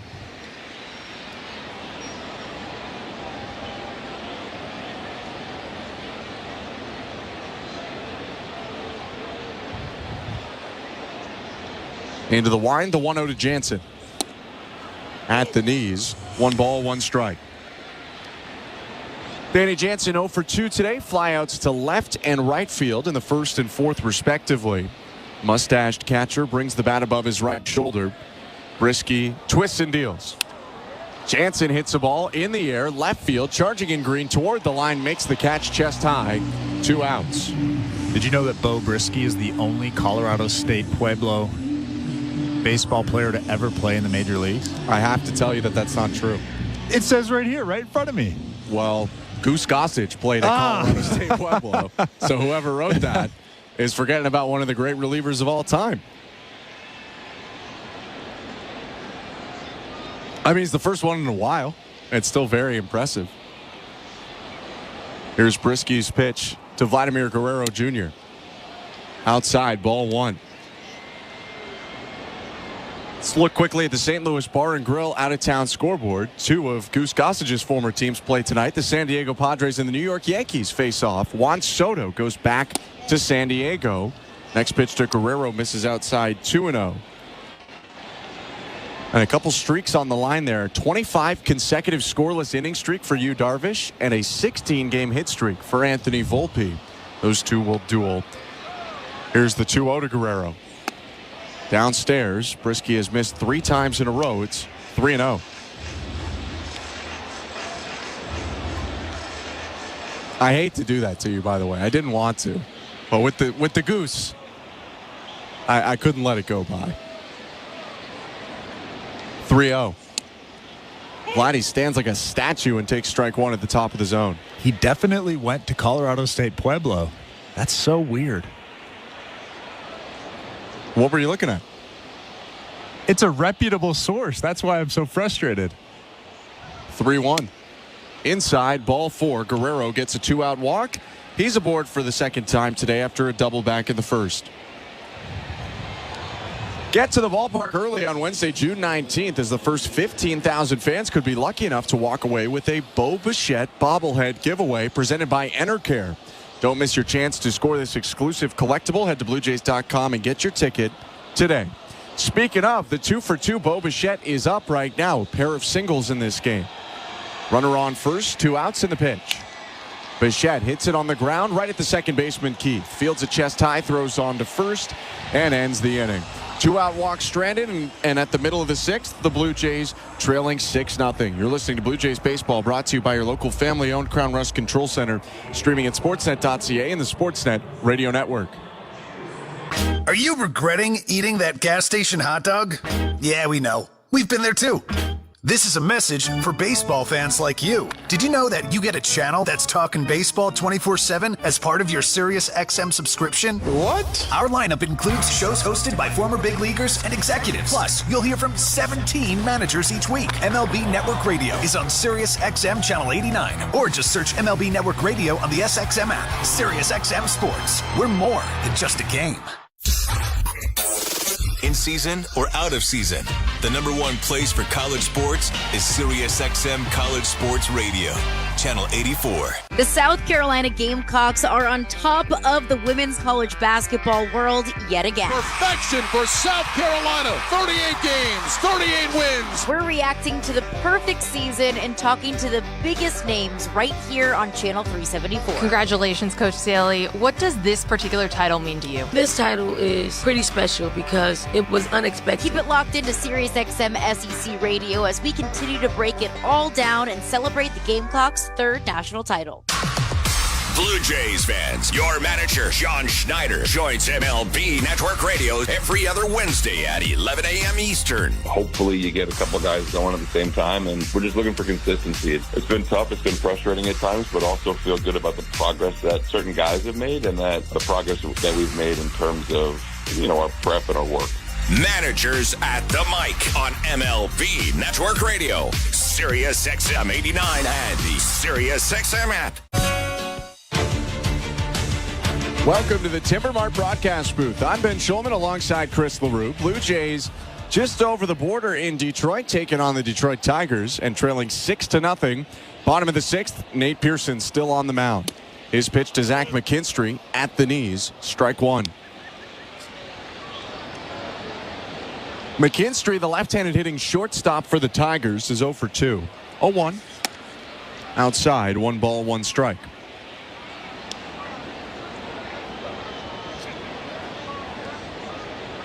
Batter's a 33rd rounder by the Dodgers in 2016 out of Central Michigan. 1-1 pitch, foul tipped into the glove, 1-2.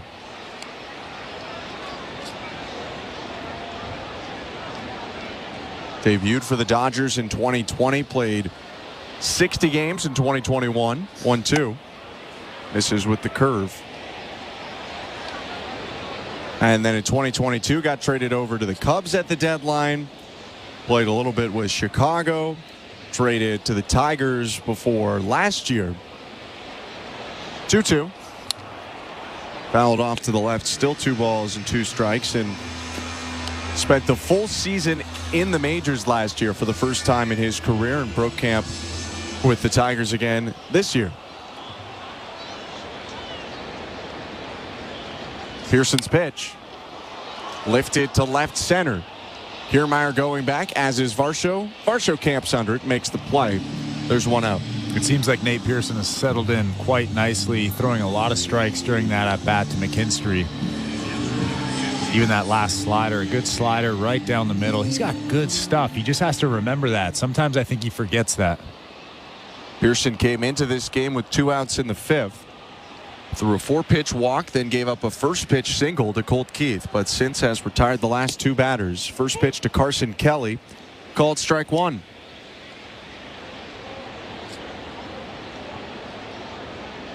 Kelly, the longtime Diamondback, brief Cardinal before that as well.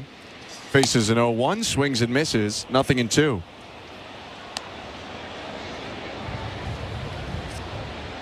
Kelly's going to ask for time. He's one of the better defenders you'll see at the catching position. In the blocks above average stat that they collect now, he's tied for first in Major League Baseball with Adley Rutschman at 7. 0-2. In the dirt, stopped by Jansen, who slots in at 3rd, just behind Rutschman and Kelly. I was about to say Danny Jansen has to be near the top of that list. And that stat, it's not like a rate stat. You accumulate it over time, so Jansen a little bit behind in terms of playing time. 1-2. Off the end of the bat, foul down the right field line.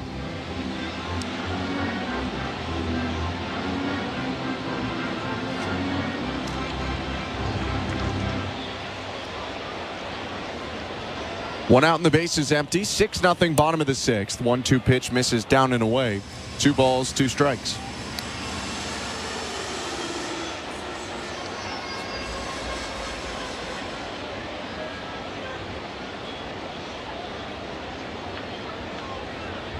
Two. Swing and a miss. Strike 3. Got an awkward whiff on a slider down and away. That's the first strikeout of the appearance for Pearson. There are 2 down. Well, I can almost guarantee that Carson Kelly wasn't thinking that he was going to see 3 sliders from a guy that throws 102 miles an hour. But Nate Pearson drops in that slider right there. It's nasty. It's got good depth to it. If he can just locate it, he'll be striking out a lot of guys. Wenzel Perez up, 2 outs, and the switch hitter batting left takes strike 1.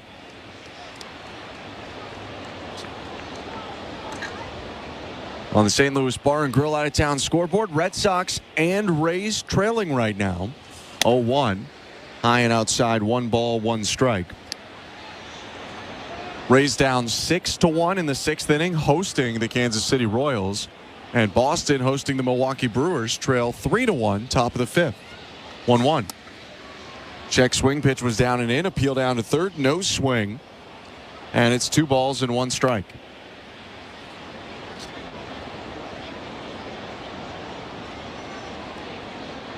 Perez with just a thin chin beard looks out at the pitcher Pearson and fouls off the next pitch to make it 2 balls and 2 strikes.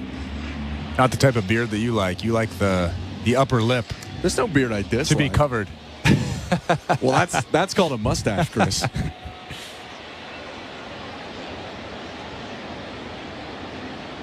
Two. Called strike 3. Flipped in the curve. Freezes Perez. It's a 1-2-3 inning for Pearson with a pair of Ks. Still 6-0 Tigers after 6 innings. You're listening to Blue Jays Baseball, brought to you by your local family-owned Crown Rust Control Center. Streaming at sportsnet.ca and the Sportsnet Radio Network. Not tomorrow, not someday. The home improvements begin today. It's game on with Timber Mart. Build that deck, raise that fence, landscape till your property is beautiful. Don't pay for 12 months on the Timber Mart deferred payment program. Your locally owned, completely Canadian hub of building and renovation expertise. Get your Timber Mart credit card at participating locations and pay later. 12 months later. Conditions apply. Ask in store for details or apply at timbermart.ca. We're 2 men in a truck, the movers who care. You never know when cardiac arrest can happen.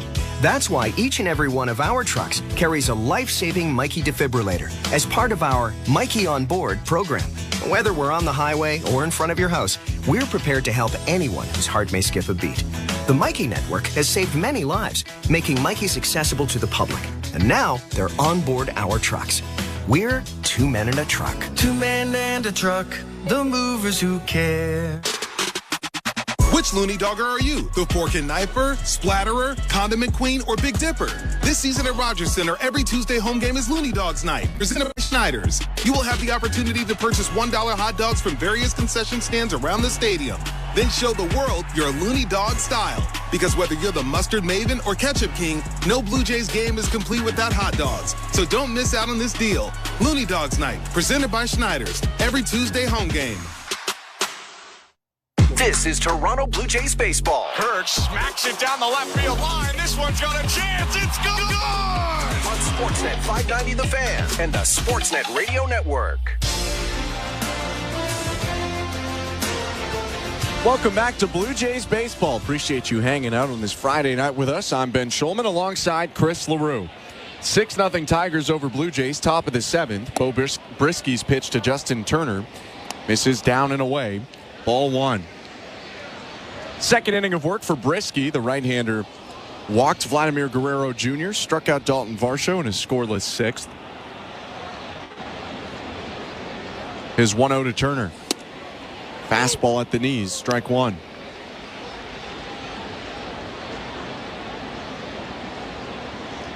There's not a lot going on for the Blue Jays offensively today. They have 4 hits and 1 walk total. 1-1. Swing and a miss. 1-2. Yeah, Kenta Maeda was on cruise control all day, just toying with those Blue Jays hitters. He's so fun to watch just because he just knows how to pitch. The 1-2. Hit foul down the right field line and into the seats.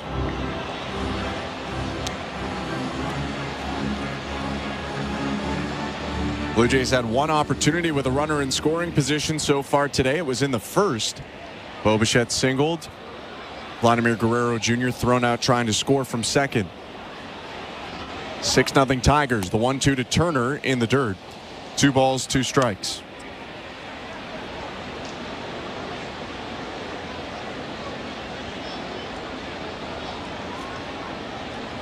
Red-haired DH pinwheels his 2-tone bat, now holds it up toward the sky. 2-2 pitch. Line to left field, sinking and down, rolling toward the corner. It's cut up by Green, who spins and throws it back in to limit Turner to a single. But for the Blue Jays, they'll take it, their first hit in 2 innings. Justin Turner so good at hitting balls out of the strike zone. That changeup was below the strike zone, and he goes down and golfs it into left field. Good piece of hitting right there. So base runner for Toronto, and now the guy who had the last hit, George Springer, is up. He's 1 for 2, 194 hitter on the year. Brisky peeks at Turner and pitches. Check swing. Peel down to first, and he went around. Springer looked frustrated even before the appeal call, knowing that he couldn't hold up on that changeup. That'll make it 0-1. Springer batting with Biggio scheduled to hit on deck. 0-1. Off the handle, a pop-up back of second. Colt Keith, the second baseman, makes the catch on the grass. And there's one down. Well, Brisky threw a first pitch inside changeup, which is pretty rare, especially to right-handed hitters. And then he threw the exact same pitch, the exact same location, but it was a fastball. And it looked like a changeup, and it just sawed off George Springer, and he had a weak little fly ball to shortstop. Now Kevin Biggio trying to get something going for the Blue Jays. Runner on first, one out, 6-0 Tigers, top of the 7th. First pitch to the left-handed hitter, misses inside, 1-0. This has been a Tigers bullpen that has really struggled recently. Blue Jays scored 6 runs off of it yesterday. 1-0. Biggio swings and misses.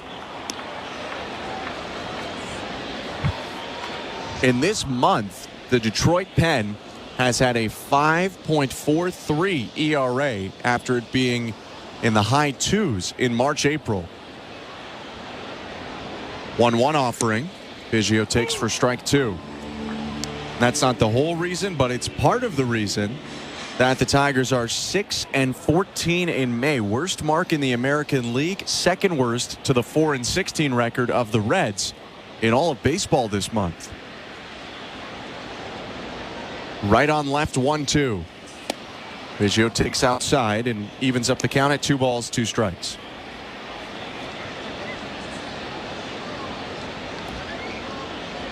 So all that to say, you can score against the Tigers pen, but the Blue Jays trail 6-0. They got to get something done pretty soon. 2-2. Biggio slices it away foul. Yeah, down 6-0. It's hard to inch your way back into a ball game. You need a couple big hits. Yesterday it was 2 in the 7th, 3 in the 8th, and 3 in the 9th for the Blue Jays. It is certainly doable. 2-2 again. Swing and a miss, strike 3. Chase the changeup away, and there are 2 down.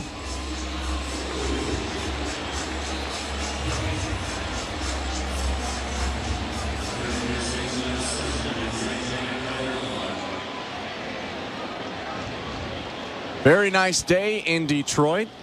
Still pretty bright considering it's 8:35 Eastern.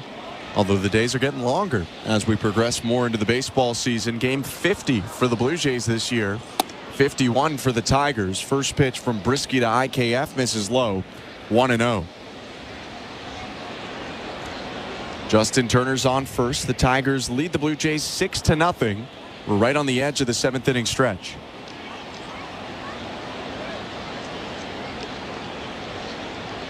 1-0.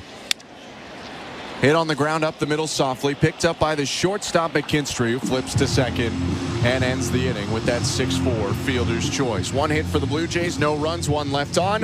6-0 Tigers at the stretch. You're listening to Blue Jays Baseball, brought to you by your local family-owned Crown Rust Control Center. Streaming at sportsnet.ca and the Sportsnet Radio Network.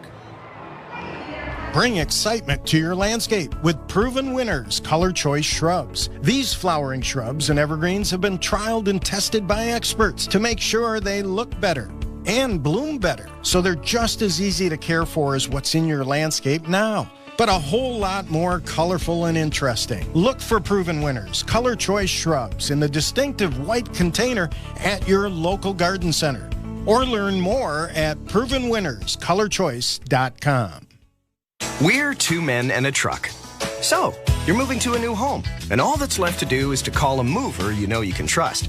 Well, naturally, you think 2 men and a truck, since you know they have lots of men and lots of trucks. They'll wrap, pack, and move everything you own.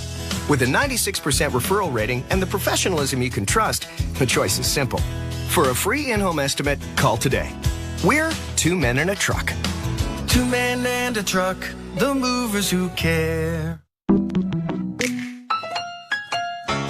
I am by your side.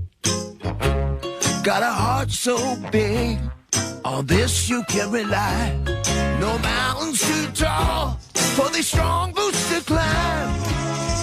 I am by your side. That was Desjardins Insurance, playing insurance with a heart so big it shows. Tune in for your auto and home coverage at desjardins.com/heart.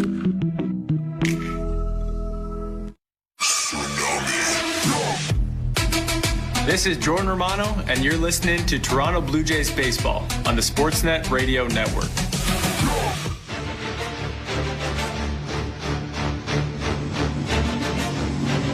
Bottom of the 7th inning, Blue Jays in Detroit trailing the Tigers 6-0.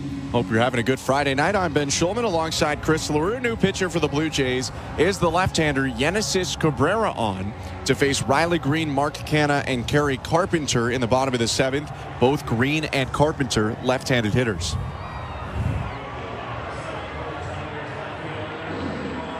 Cabrera, the third Blue Jays pitcher to enter today. For Nate Pearson, a scoreless inning in a third. He gave up a hit and a walk, but struck out 2 and looked pretty good in the 6th inning. Now Cabrera trying to pitch a clean 7th. Left on left pitch to Riley Green. Called strike 1. And Genesis Cabrera could really benefit from a clean inning here, especially confidence-wise. He's been pretty erratic with his pitches this season, specifically that fastball. 0-1 is the cutter popped up. Actually a little deep on the fly ball to left field. Varsho going back, comes in, makes the catch. And there's 1 out. Nice little slider there. A little bit of a spinning cement mixer there, but those are so tough to hit, especially for left-handed hitters. And Riley Green just hits a weak fly ball to left field. So 1 down, and now Mark Canha hitting. Right-handed hitting DH. He's singled, he's walked, he's scored twice today. First pitch. High, ball 1. One interesting thing to look for going forward is Jordan Romano gonna get going, because he's only pitched once in the last 6 days. 1-0. Hit down the right field line, 1-1. That one landing in the seats foul. It's risky, Ben. You still have 5 straight games. He needs work. Yes, I totally agree, and I'm sure that John Schneider and him have had that conversation. Do you need to get in this ball game just because there's 5 more games without an off day after today's? Yeah, and that's why they've held him. But the last time he pitched, 1-1 pitch is high, 2-1. You go back to Sunday, and he came in to throw 4 pitches to win that game against the Rays. Before that, you go all the way back to the 15th. So he's thrown 4 pitches in the last 9 days. 2-1. A liner to center field. Kiermaier coming in, slides in, tumbles over, making the catch. Good play, and there are now 2 down. A fist pump from Cabrera and clapping in his glove. But no, I think that Pete Walker, John Schneider, and Jordan Romano have had a meeting. If not today, they probably had one yesterday. Hey, do you need to get some work? Do you want to get in this ball game? How much work do you need? I don't know. I don't know what that answer is. You can only ask Jordan Romano, I guess. But yeah, he's definitely going to throw a side, at least. And he's gotten warm a couple times recently, but just not come in. 2 outs, nobody on, bottom of the 7th. 6-0 Tigers, and Cabrera misses inside to the left-handed hitter Kerry Carpenter. 1-0. Carpenter with a 2-run homer, his 7th long ball of the season in the 5th, turned a 4-0 game into a 6-0 game. 1-0.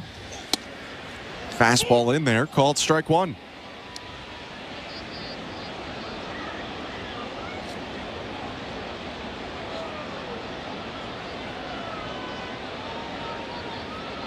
Cabrera in his 21st appearance of the season. His 1-1. Sliced foul, 1-2. And we've mentioned it a handful of times when he's pitched. The command has not been there so far this year. However, he didn't walk a guy in his last appearance, and thus far, no walks through 2 batters faced. 2 outs in his 10th pitch of this outing in the dirt. 2 balls, 2 strikes. He's looked a little bit better today, although this is a low leverage situation. He's used to coming in a little bit higher leverage situations, up by 2, down by 1, those types of situations. So the energy level and the pressure really isn't on him right now. 6-0 Tigers, bottom of the 7th, 2-2. Popped him up on a fastball on the hands, right near the plate. Jansen walking away, tosses the mask to the right, backs up and makes the catch.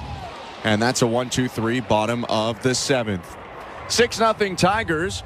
And Kevin Kiermaier leading off the 8th for Toronto. You're listening to Blue Jays Baseball, brought to you by your local family-owned Crown Rust Control Center, streaming at sportsnet.ca and the Sportsnet Radio Network. The conference finals are here. It is over. The Rangers win and advance to the Final Four. And the place to hear your NBA and NHL hometown announcers is the Sirius XM app. The Boston Celtics are going to the Eastern Conference Finals. When the games mean the most, you want that local perspective. An epic best-of-7 battle. Syncing your hometown announcers to the action is easier than ever. Listen at home on your smart speaker or phone with the all-new Sirius XM app. Are you kidding me? Are you regretting eating that gas station hot dog? Yeah, we know. We've been there too.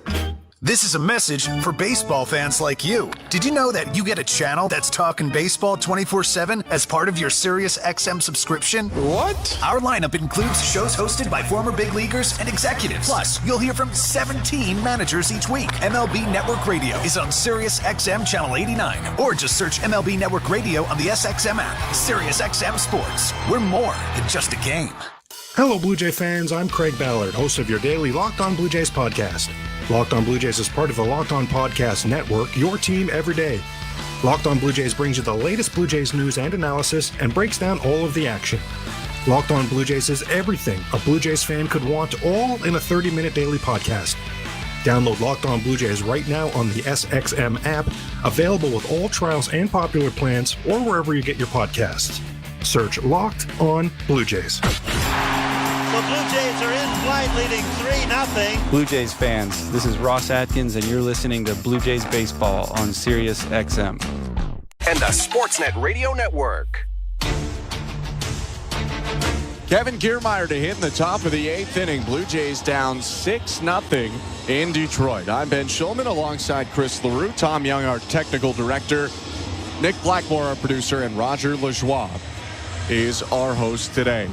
Bo Brisky will pitch in a 3rd inning of work here. He's thrown 29 through 2 and retired 6 of the 8 he's faced, allowing just a hit and a walk. It's about to be the start of the 8th, although the grounds crew came out to the field for a moment. They're hustling off. And Kiermaier is ready to go. Brisky, I think, complaining about the landing spot in the mound for a moment. Had some of the umpires come and consult, but no major work by the grounds crew. And now they'll get going in the top of the 8th. Again, 6-0 Tigers. The right on left pitch. In the dirt, ball 1. Well, that's the beautiful thing about being in the big leagues. You can get anything you want fixed. If you're in the minor leagues, good luck. Brisky making his 4th appearance of the season in his 3rd inning of work. The 1-0, cut on and missed. Good changeup. 1-1.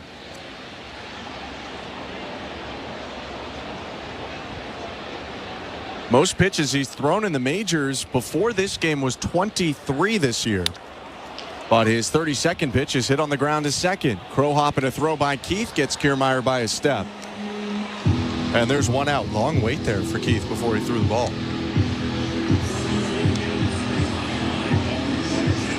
Yeah, I don't know what he was waiting for. That was strange. Maybe he didn't have a handle on it. Yeah. He could have walked it over in similar time. 1 down, top of the order. Dalton Varsho faces Brisky for the 2nd time today. The pitch. Fouled off, 0-1. Brisky's throwing a lot of changeups. It's a good one, too. A lot of down angle on it. Picked up a strikeout against Varsho on the changeup. Also struck out Biggio on a changeup. 0-1. Swing and a miss on a fastball. 1 ball and 1 strike. Or pardon me, 0-2.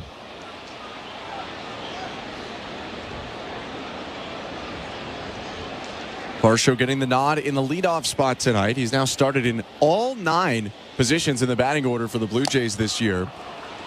Tips a fastball, and Kelly can't hold on, so it's still 0-2. In Varsho's career, which isn't that long. He's in his 5th season, under 500 games played.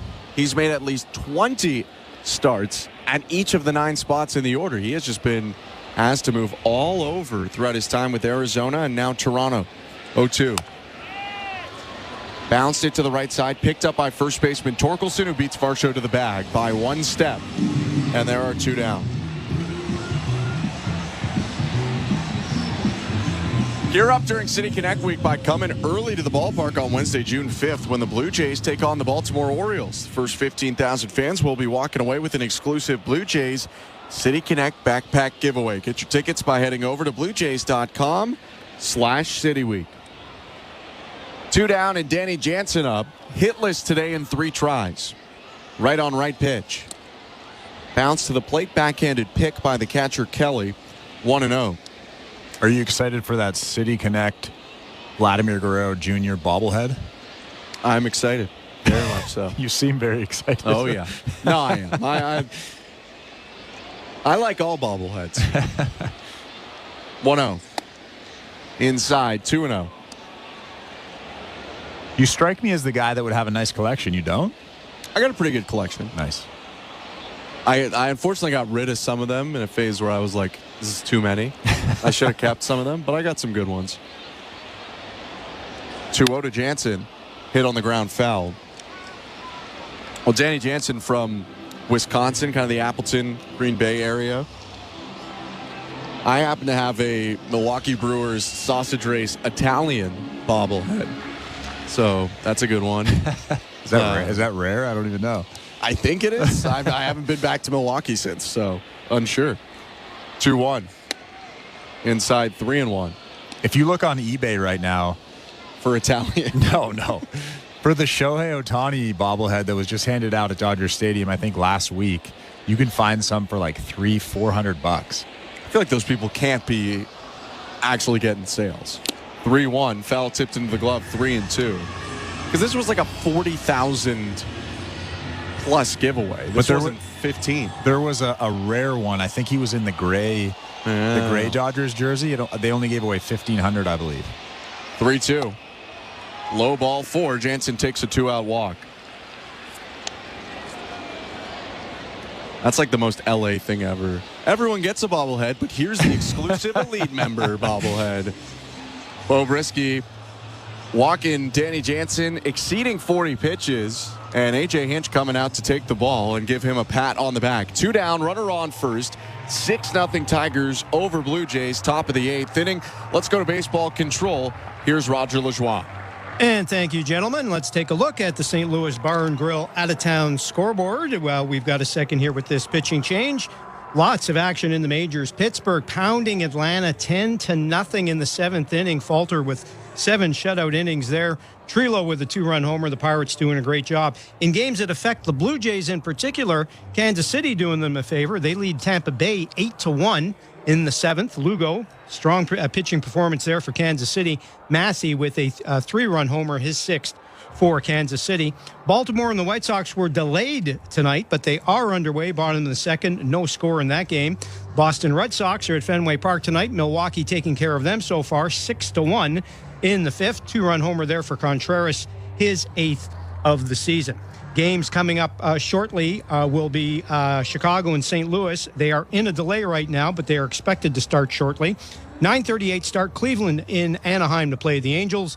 At 9:40, it's Houston at Oakland, Miami at Arizona, and the Yankees at San Diego. And as Ben was mentioning during the broadcast, that's the return of Soto to San Diego. So that'll be a fun game tonight for the Yankees and San Diego. In the National Hockey League, Vincent Trocheck with a goal, his 7th of the season. Rangers lead Florida 1-0 late in the first period. Rangers trying to tie that series, of course, after Florida, with a shutout win in Game 1, took a 1-0 series lead. Dallas, Minnesota, 16-15. First quarter, Minnesota in the NBA leading that playoff game. Let's get back now to the game. Blue Jays baseball is brought to you by your local family-owned Crown Rust Control Center. Here's Ben Shulman and Chris LaRue.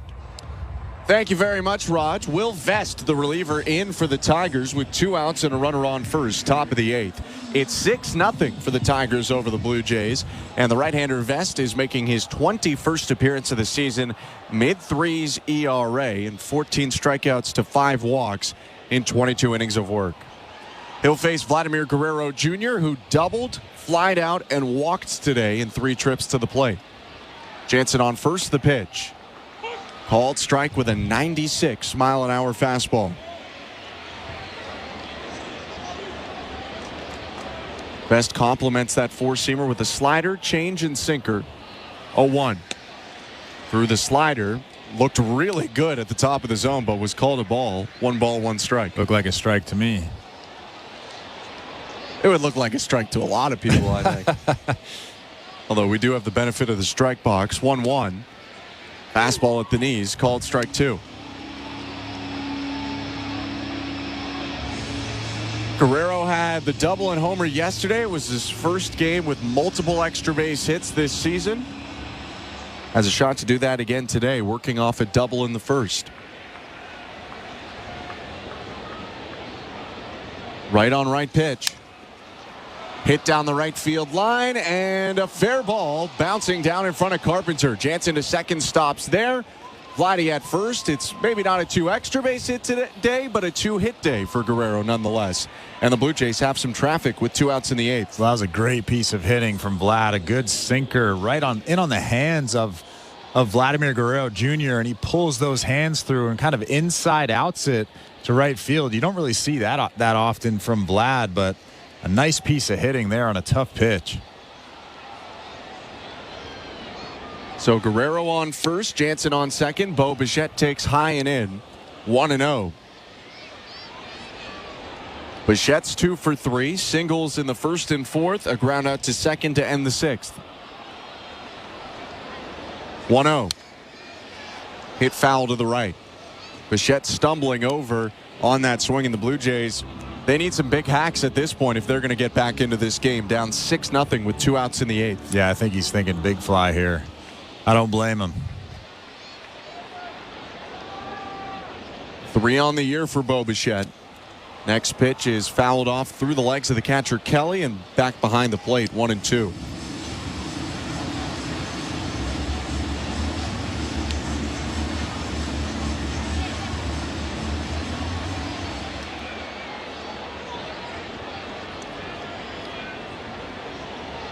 Vest in the set, glove just above his belt, and the pitch freezes Bichette. A fastball down the middle for called strike 3. Blue Jays come up with a hit and a walk, but leave 2 on, and they trail 6-0. Going to the bottom of the 8th. You're listening to Blue Jays Baseball, brought to you by your local family-owned Crown Rust Control Center, streaming at sportsnet.ca and the Sportsnet Radio Network. If you're looking for a fun day, did you know the day before Monday? Junior J Sunday. You can paint your face, come and meet Ace and run base to base. Junior J Sunday. So many things to do. You can bring your crew and even mom and dad too. Junior J Sunday. Sundays are for Junior Jays, and with all kinds of cool new games and activities in the exciting outfield district areas, there's no end to the family fun you'll have. If you're feeling the song, grab your dad or mom, visit BlueJays.com. Junior J Sunday. At Crown Rust Control, protection runs deep because every Crown Rust Control Center is owned by a local family who cares beyond business. Your Crown Rust Control is 100% committed to their product, to you, to their community, which is your community. Protecting you and what matters to you is equally important as protecting your vehicle. Did you know spring's the best time of year to protect your vehicle from rust? For a special spring offer, find your local family-owned Crown Rust Control Center at crown.com. The hardest work should lead to the best quality of life. If you're a skilled trades worker, you might not be feeling that way right now. But in Alberta, skilled trades workers can earn more, save more, and live more with better wages and a lower cost of living.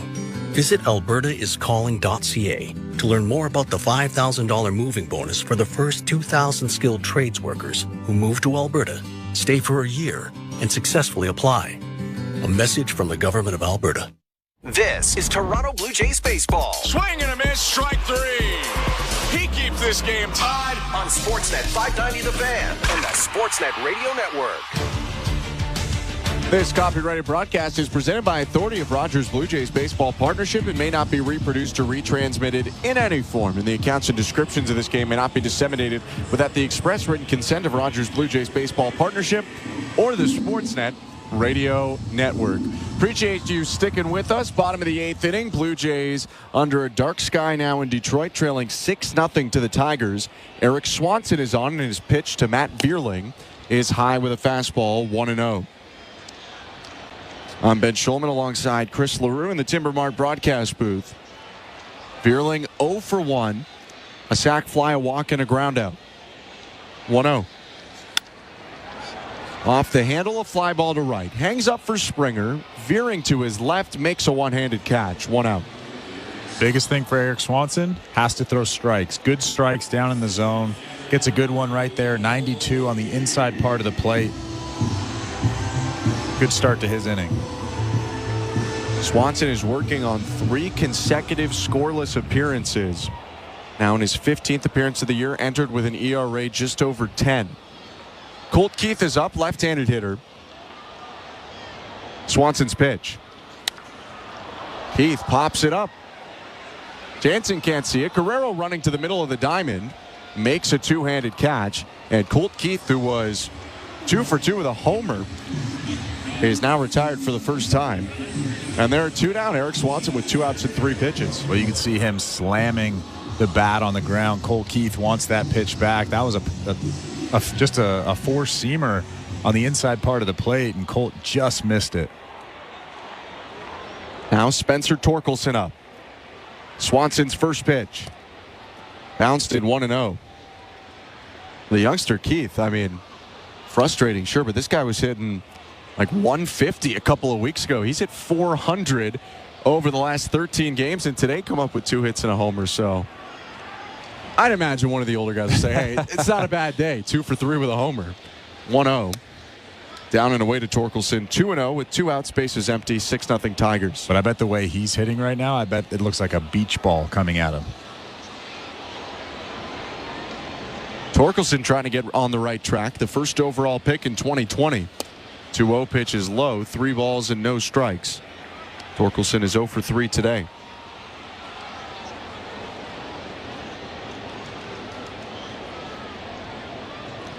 Swanson 3-0. High and inside, ball 4. A 2-out walk.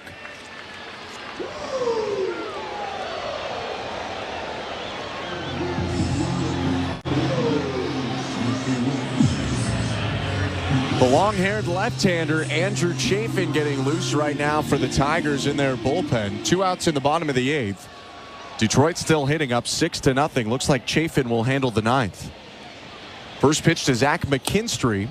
And Swanson refines the zone with a fastball at the knees, 0-1. Well, Chafin definitely has a look. Oh, yeah. Love it or hate it, it's a look.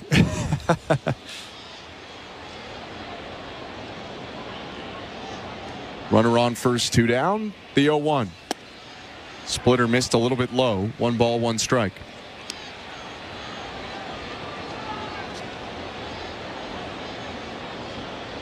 It's a look that seems to be getting a bit more popular, Chafin's. I mean, it's still on the fringes. 1-1. Swing and a miss, 1-2. He's got really curly, long hair. Looks like it's a little slicked back there, but I don't know. I can't tell you what he's doing. He looks like Danny McBride. He looks like Danny McBride, yeah. He looks like Kenny Powers specifically. 1-2. Fouled off. Still 1 ball and 2 strikes. So it's not an original look. He's basically, he stole that look. But would you say that Danny McBride looks like Mitch Williams? Like, no. I don't know. No? No. It's got some of it. Different body type. 1-2. Outside 2-2. At least in hair and facial hair. So you're saying that Mitch Williams was the original? Well, I don't want to give credit to a non-baseball player because I think Danny McBride just took it from being a fan of. Maybe he mashed a couple guys' looks together. 2-2. Hit on a line to right field. Springer coming in. It bounces in front of him. A base hit. Up to second, Torkelson. McKinstry with a 2-out knock. And now 2 on here for the Tigers, who are trying to add to their already 6-0 lead. Does it have to be a left-handed pitcher? Wait, no, Kenny Powers is right-handed pitcher. I think he was right-handed. And we haven't seen him in this series, but Jason Foley, the closer for the Tigers, very identical. Long curly haired look, thick mustache in the front. What about John Kruk? John Kruk, sure. It's in the mix. 2 down, 2 on. The pitch to Carson Kelly, Detroit catcher. Buckles his knees as he takes strike 1 on the outside edge. A slider from Swanson.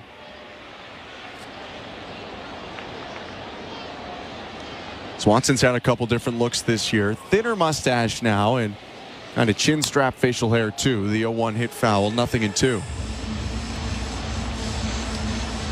Yeah, he had that longer hair to start the season, and things weren't going so hot, so he cut the hair, grew the mustache. But now it looks like he did for a lot of last year. Baseball players are weird. 0-2. Fastball bounced to short. Fielded head high by Bichette. Underhand flip to second. And that will do it for the inning. Eric Swanson completes a 4th straight scoreless appearance. Sends us to the 9th where the Blue Jays will look to mount a large comeback. Down 6-0. Andrew Chafin coming in for the Tigers. You're listening to Blue Jays Baseball, brought to you by your local family-owned Crown Rust Control Center. Streaming at sportsnet.ca and the Sportsnet Radio Network. In the 90s, prom was the bomb. And Prom Radio is back on Sirius XM with all the 90s party anthems, line dances, and cringeworthy slow songs. You're like a dream come true, and I don't want this thing. Prom Radio, now for a limited time on Channel 105 and the all-new Sirius XM app. Each night after the horn sounds, NBA Radio has you covered with the best analysis of all the games. When healthy, they check a lot of boxes. We'll break down the playoff action. Tatum saw it coming, picked it off, drives in, and throws it down with 2 hands. And take you inside the locker room to hear from the players and coaches. It seemed like we had a lot of guys that were getting banged up, but we were able to get the job done. Hear the NBA Radio Playoffs postgame show every night throughout the postseason on NBA Radio Channel 86 and the all-new Sirius XM app. While you're listening to this game on Sirius XM, we're talking about the latest odds and prop bets for this and every game on Sports Grid Radio. The under's minus 125. Heavy juice to the under. Every home run hit and every strikeout thrown can change the line. I can't for the life of me figure out how you can favor a team that never wins, ever. If you're looking for sports talk centered around the latest odds and prop bets for games, races, tournaments, or any sporting event, Sports Grid Radio, Sirius XM, Channel 159. After the game, join us on MLB Network Radio. We're talking baseball with you all season long on Sirius XM Channel 89 and the Sirius XM app. Last chance for the Blue Jays here in Detroit. It's the top of the 9th inning, and the Blue Jays are trailing the Tigers 6-0. I'm Ben Schulman alongside Chris LaRue. Veteran left-handed reliever Andrew Chafin is in, making his 19th appearance of the year. 3.5 ERA. And for the lefty, it's not a save situation, but an opportunity still to close out a win for Detroit. Justin Turner will lead off. Chafin sets below the belt, kicks and delivers. And it's outside, ball 1. These two have seen each other a fair amount. Chafin spent 2014 to 2020 with the Arizona Diamondbacks in the same division as Turner. 1-0. And Turner hits it foul.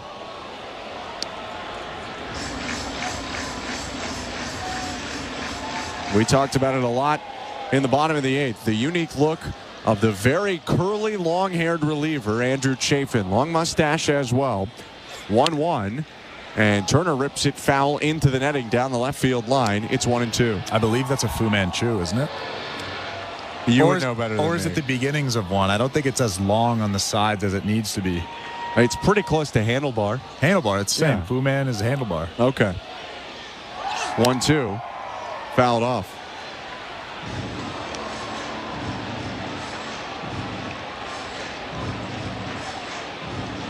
Sixth time that Chafin and Turner face. Turner's 0 for 5 with 3 strikeouts against the lefty reliever. 1-2. Swing and a miss. Strike 3. Bounce the breaking ball near Turner's back ankle. Kelly will pick up the ball, come to the fair side, and throw it down to first to retire the jogging Justin Turner. There's 1 down. And that thing is nasty. That's why he's so good. That breaking ball right there, able to throw it back foot to Justin Turner, and Justin Turner just swings right over the top of that. It's sinker slider, a pretty simple mix for Chafin. Will throw a four-seam fastball occasionally as well. 6-0 Tigers, 1 out, top of the 9th. The pitch to George Springer's outside, and it's 1-0. Springer is 1 for 3, singled to left field in the 5th.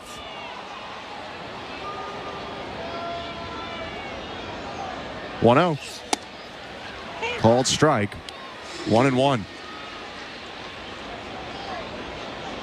This is Chafin's second stint with the Tigers, signed with them in 2021. But after a year, went and actually signed back for his second stint with Arizona. 1-1 pitch fouled off, 1-2. Split last year between the Diamondbacks and the Milwaukee Brewers. And then signed back with the Tigers on a 1-year, $4.25 million deal in December. 1-2 pitch. Check swing. Springer takes the breaking ball low. 2-2. Kevin Biggio is supposed to be the next hitter, but Ernie Clement is on deck right now for the Blue Jays with the lefty Chafin in the game. Left on right pitch to Springer. Checked his swing on another pitch in the dirt. Appeal down to first. No, he didn't, says first base up Roberto Ortiz. Ortiz says he went around, and that's a second strikeout of the inning for Chafin. Blue Jays down to their final out here, and it'll be in the hands of Ernie Clement, the pinch hitter.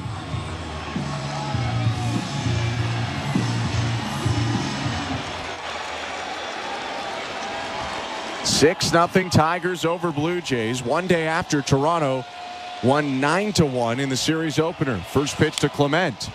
Fouled off. Sent into the seats down the right field line. 0-1. It wasn't the best day today for Alek Manoah, who didn't get out of the 5th. It wasn't the best day for the Blue Jays defensively either. 0-1 pitch fouled off, and now the Blue Jays down to their last strike. But Toronto only twice today even put a runner in scoring position. Of the 6 Toronto hits so far, 1 extra base hit.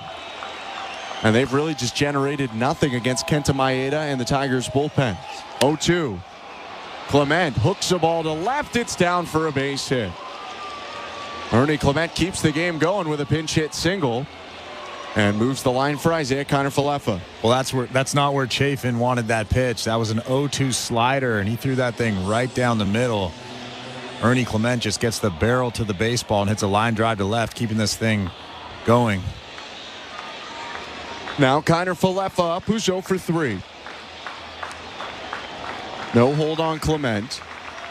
Chafin's pitch, and IKF checks his swing on a pitch outside. Appeal down to first. No swing, says Roberto Ortiz. It's 1-0. Kiner-Falefa hitless tonight. A line out to right, a fly out to center, and a ground ball into a fielder's choice. 1-0. Called strike.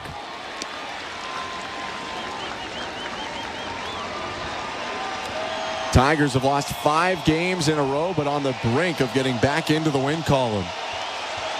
1-1. Check swing on a pitch outside. Appeal to first. He did not go again, says Ortiz.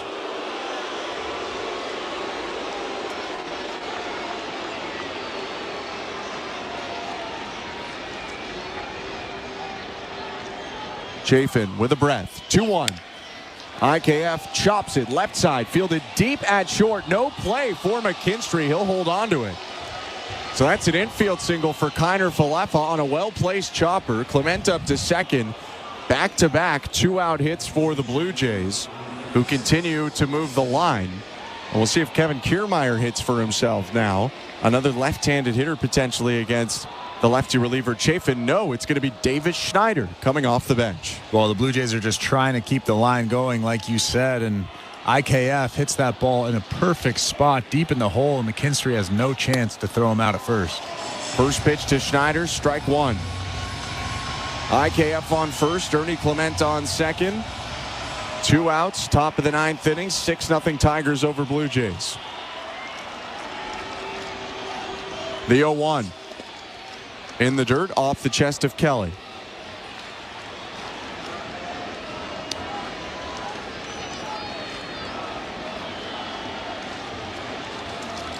One ball and 1 strike is the count. The left on right pitch coming here from lefty reliever Andrew Chafin. Schneider hits it to center field. On the run, it gets in front of Perez, bounces down, and Clement will come in to score. All the way around to third is Kiner Falefa, and the Blue Jays avoid being shut out. If nothing else, it's an RBI single for Davis Schneider. Perez neglected to slide there on a 50-50 play, and it bounced right in front of him. Well, Davis Schneider's got to be happy with that. Coming off the bench late in a ball game against a tough left-handed pitcher. And he drills that baseball into center field just off the end of the bat there. Good sinker down and away, but he gets just enough of it. Chafin up to 20 pitches in the inning. Has faced a little bit of bad luck. The chopper from Kiner Falefa definitely, and even that ball from Schneider not hit incredibly hard. But had 2 quick outs on strikeouts and now has given up 3 hits in a row. Pinch hitter for Dalton Varsho at the top of the order to avoid another left-on-left matchup. So the pitch to Alejandro Kirk, swing and a miss. Strike 1. Well, just like Bo last inning, it looks like Alejandro's trying to go big fly too here. Blue Jays need that big hit. Jason Foley, the closer, is getting up right now for the Tigers. Chafin with a breath, the 0-1. And Kirk bounces it up the middle, off the glove of the shortstop McKinstry and into center. IKF scores. Schneider to third, and the Blue Jays are not going down quietly. It's 6-2. The Blue Jays are not done yet. Alejandro Kirk gets the bat on the ball, and that's all you can really ask for at this point in the ball game. Down by 5. Just keep that line moving. And he does just that. A.J. Hinch is going to make a change. He'll go to the bullpen. Jason Foley, the closer, coming in to try to stop this Blue Jays rally. Toronto only has 1 out to work with, but has the tying run on deck in this 6-2 game. Let's go over to our host today, Roger Lajoie in Baseball Control. And Ben, Chris, thanks very much. Let's go to the out-of-town scoreboard, brought to you by St. Louis Bar and Grill as the Blue Jays try the improbable comeback. Good news on the scoreboard for the most part for the Blue Jays tonight. Tampa Bay Rays have lost 4 in a row. It looks like it's going to be 5. They're hitting in the bottom of the 9th and trailing Kansas City 8-1. The Royals looking for a 7th straight win. Lugo strong start there for Kansas City. Massey with a 3-run homer, his 6th. Bottom of the 9th in Tampa, and the Royals up 8-1. Other games involving AL East teams, the Milwaukee Brewers also doing the Blue Jays a favor. They lead the Red Sox 6-2 at Fenway Park. Red Sox hitting in the bottom of the 7th there. Orioles and White Sox were delayed for a bit in Chicago tonight. Orioles leading 1-0 now, bottom of the 4th in Chicago. Yankees are in San Diego tonight as Soto returns to San Diego. That's one to watch, but first pitch goes there in about a half an hour's time. Of course, in the NHL and NBA playoffs, a lot of action underway. Florida and the Rangers are in the first intermission now. Scores tied 1-1. Trocheck with his 7th for the Rangers. Verhaeghe with his 8th for Florida. 1-1 tie there. Florida leading the series, of course, 1-0. You can watch that game on CBC and Sportsnet. Edmonton and Dallas go tomorrow night. Edmonton leading that series 1-0. Minnesota up by 5 on Dallas in the NBA. Game 2 of that series, Dallas leading 1-0. Blue Jays baseball is brought to you by your local family-owned Crown Rust Control Center. Let's get back to the action with Ben Schulman and Chris LaRue. Thank you very much, Raj. Jason Foley, the closer, in for the Tigers in a unique type of save situation. Foley comes on, and the tying run is on deck in this 6-2 game. So if he can get 1 out, he will earn a save. The Blue Jays trying to keep this rally going. 4 straight 2-out singles made a 6-0 game a 6-2 game. Danny Jansen's at the plate. First and third, 2 outs. Foley, the long-haired righty, kicks and fires home, and the first pitch misses low, 1-0. And the most important thing in a situation like this is you're not trying to hit a home run. A home run here does nothing. You have to just keep the line moving and put the pressure on the pitcher. 1-0. Jansen hits it foul. Should Jansen reach, then a home run could tie the game. Vladimir Guerrero Jr. is waiting on deck. Tall righty Foley in the set. Peaks at first, kicks, fires, and Jansen bounces it to third. Glove there by Vierling. Throw on to first in time. That's the ball game. Too little, too late for the Blue Jays, who rally in the ninth inning for 2, but lose the game 6-2 in Detroit. Well, the biggest thing for me was Alek Manoah. Really didn't have any command of his pitches, any pitches really. His fastball was erratic from the beginning. We noticed early on that it was a lot of elevated fastballs out of the strike zone, a lot of fastballs arm side high, and that tells me that he's getting lazy with that arm and not finishing his pitches. But Alek Manoah going forward, he's going to have to be better than he was today. And I'm not even looking at the box score. I'm just looking at the pitches in general. The fastball velocity was down. The command of the slider was down. The changeup really wasn't diving like it had in his previous 2 games. And look, this isn't the end of the world. I'm not saying that. But he definitely needs to be better, especially going forward. The Blue Jays will need him in the starting rotation. Blue Jays lose 6-2. Series evened up at 1. We'll wrap this up and get you over to Blue Jays Talk in just a second. Stick around. You're listening to Blue Jays Baseball, brought to you by your local family-owned Crown Rust Control Center, streaming at sportsnet.ca and the Sportsnet Radio Network. Bring excitement to your landscape with Proven Winners Color Choice shrubs. These flowering shrubs and evergreens have been trialed and tested by experts to make sure they look better and bloom better. So they're just as easy to care for as what's in your landscape now, but a whole lot more colorful and interesting. Look for Proven Winners Color Choice shrubs in the distinctive white container at your local garden center, or learn more at provenwinnerscolorchoice.com. We're 2 men in a truck, the movers who care. You never know when cardiac arrest can happen. That's why each and every one of our trucks carries a life-saving Mikey defibrillator as part of our Mikey on Board program. Whether we're on the highway or in front of your house, we're prepared to help anyone whose heart may skip a beat. The Mikey Network has saved many lives, making Mikey's accessible to the public. And now they're on board our trucks. We're 2 men in a truck. 2 men and a truck, the movers who care. At Crown Rust Control Center, protection runs deep because every Crown Rust Control Center is owned by a local family who cares beyond business. Your Crown Rust Control Center is 100% committed to their product, to you, to their community, which is your community. Protecting you and what matters to you is equally important as protecting your vehicle. Did you know spring's the best time of year to protect your vehicle from rust? For a special spring offer, find your local family-owned Crown Rust Control Center at crown.com. Hi, I'm Buck Martinez, live from the showdown between Pizza and inflation. First to the plate, Pizza's big hitter, fixed rate pizza. An extra large 4-topping pizza for a fixed price of $17.99 until the end of 2024. I dare say, folks, inflation stands no chance against this all-star. Here's the delivery. And inflation strikes out. That's a swing and a drive for fixed rate pizza. Lock in yours today. Order pizza.ca. No friends in the industry, my brothers been my brothers, man. Hey, this is Alek Manoah. You're listening to Toronto Blue Jays Baseball on the Sportsnet Radio Network.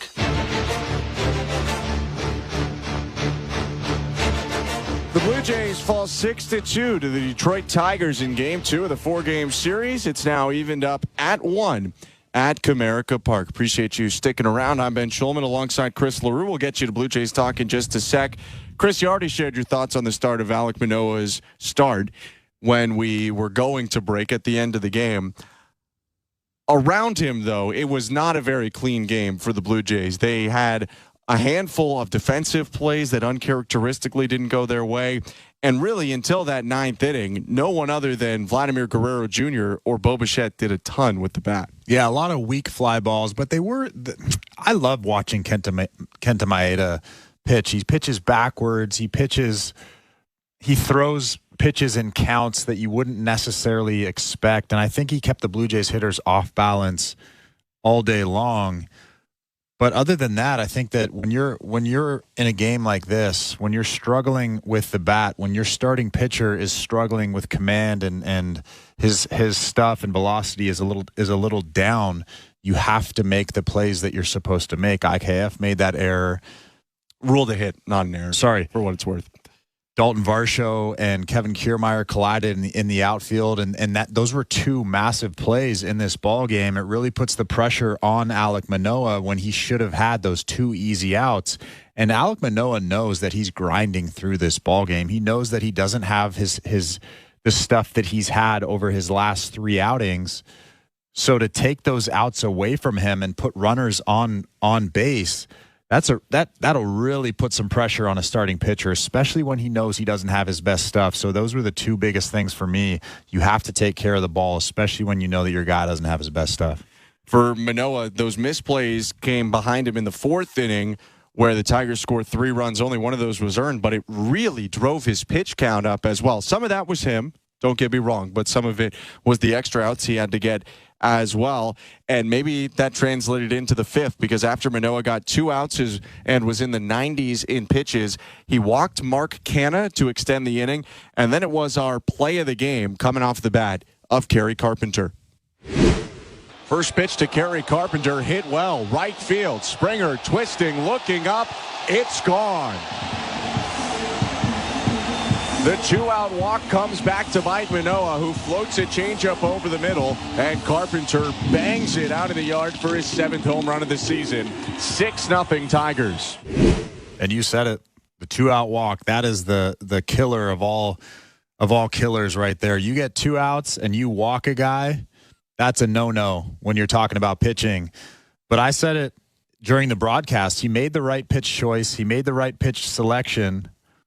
Location was great. Kerry Carpenter was just basically sitting on that changeup and drilled it out of there for a big 2-run homer. But like you said, the 2-out walk, that is a killer. Alek Manoah finishes with 4 2/3, 5 hits, 6 runs, 4 of them earned, 2 walks, 4 strikeouts. Kenta Maeda on the other side goes 5 innings, 4 hits, no runs, no walks, 1 strikeout. Does get a nice defensive play from Carpenter as well, who threw out Vladimir Guerrero Jr. trying to score on a Bo Bichette single in the 1st.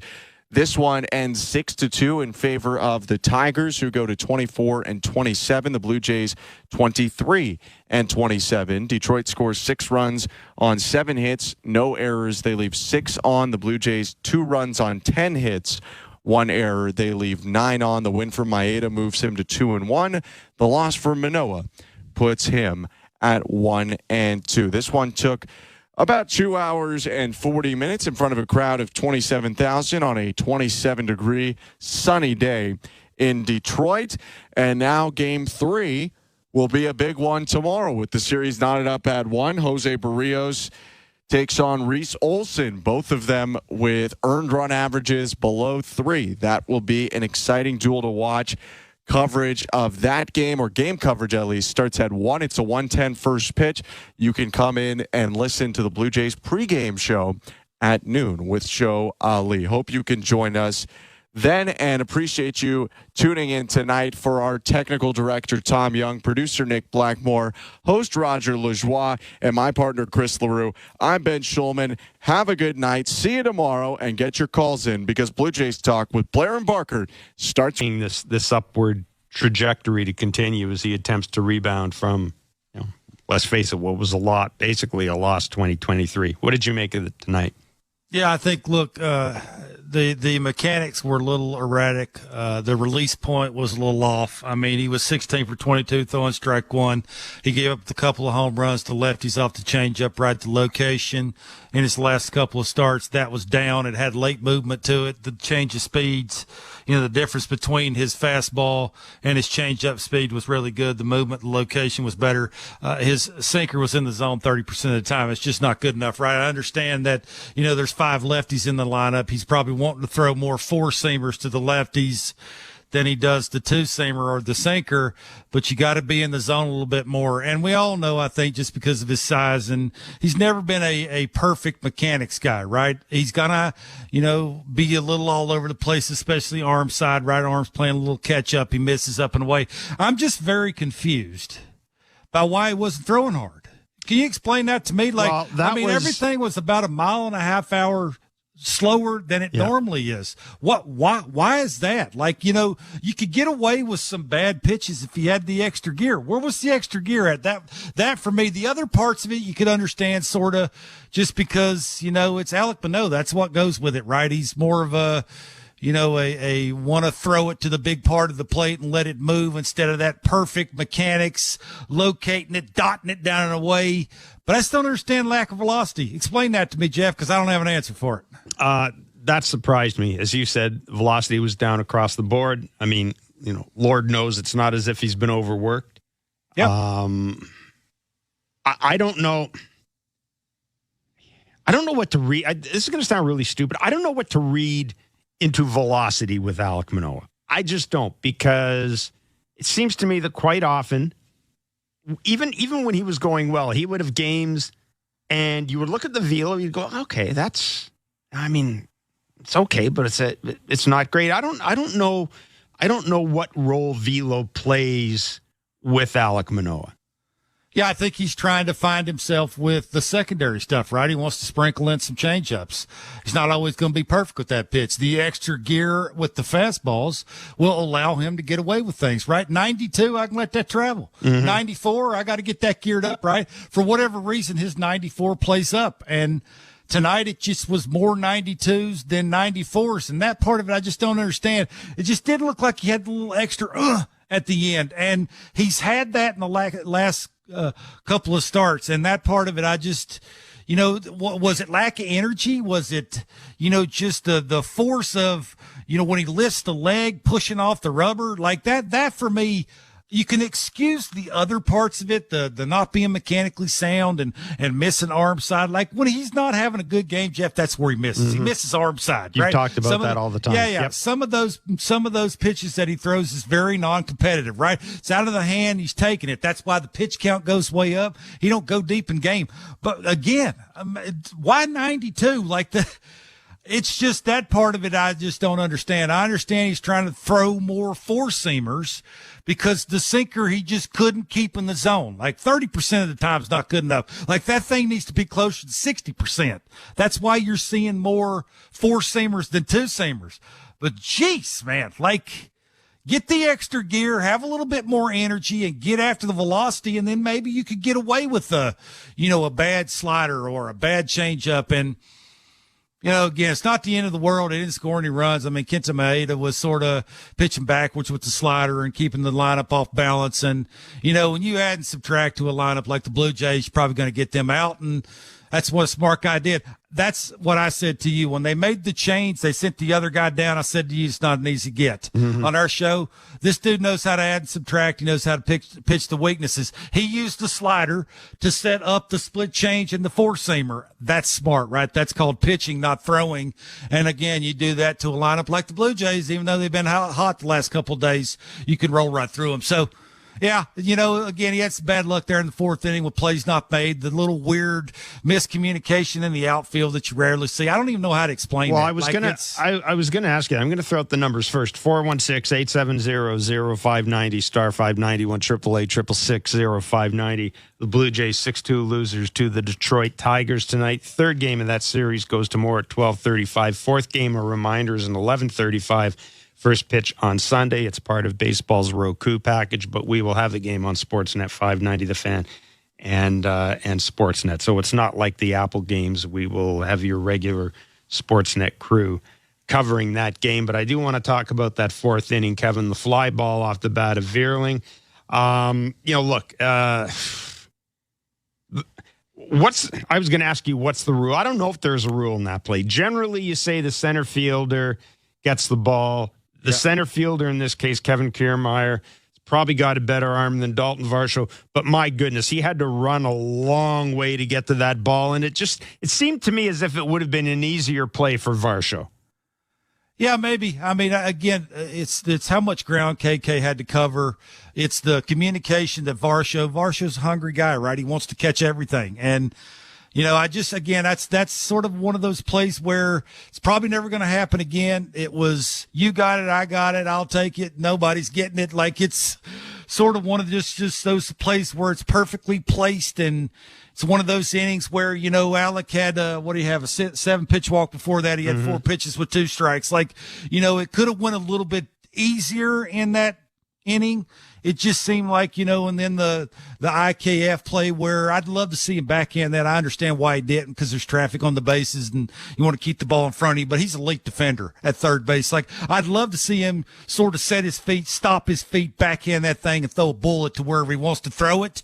But that's me. I understand, again, he's trying to keep to stay out of the big inning by keeping the ball in front of him, but you got to trust that backhand. Like, I'd love to see him use that backhand, but again, it's just one of those innings, right, where dudes sort of all over the place fighting and clawing, and you need everybody to make the plays when they're supposed to be making them. And, it's sort of a way that I think the Blue Jays season's been a little bit, where they get on a little bit of a roll and then sort of an inning happens. Not so much a game. It's an inning, and, again, you just sort of – you're not going to win every one of them, Jeff. Like, This is, you win the series. Win the next 2. You get out of there winning 3 out of 4. You go to Pittsburgh, you take care of business, and you're still where you need to be.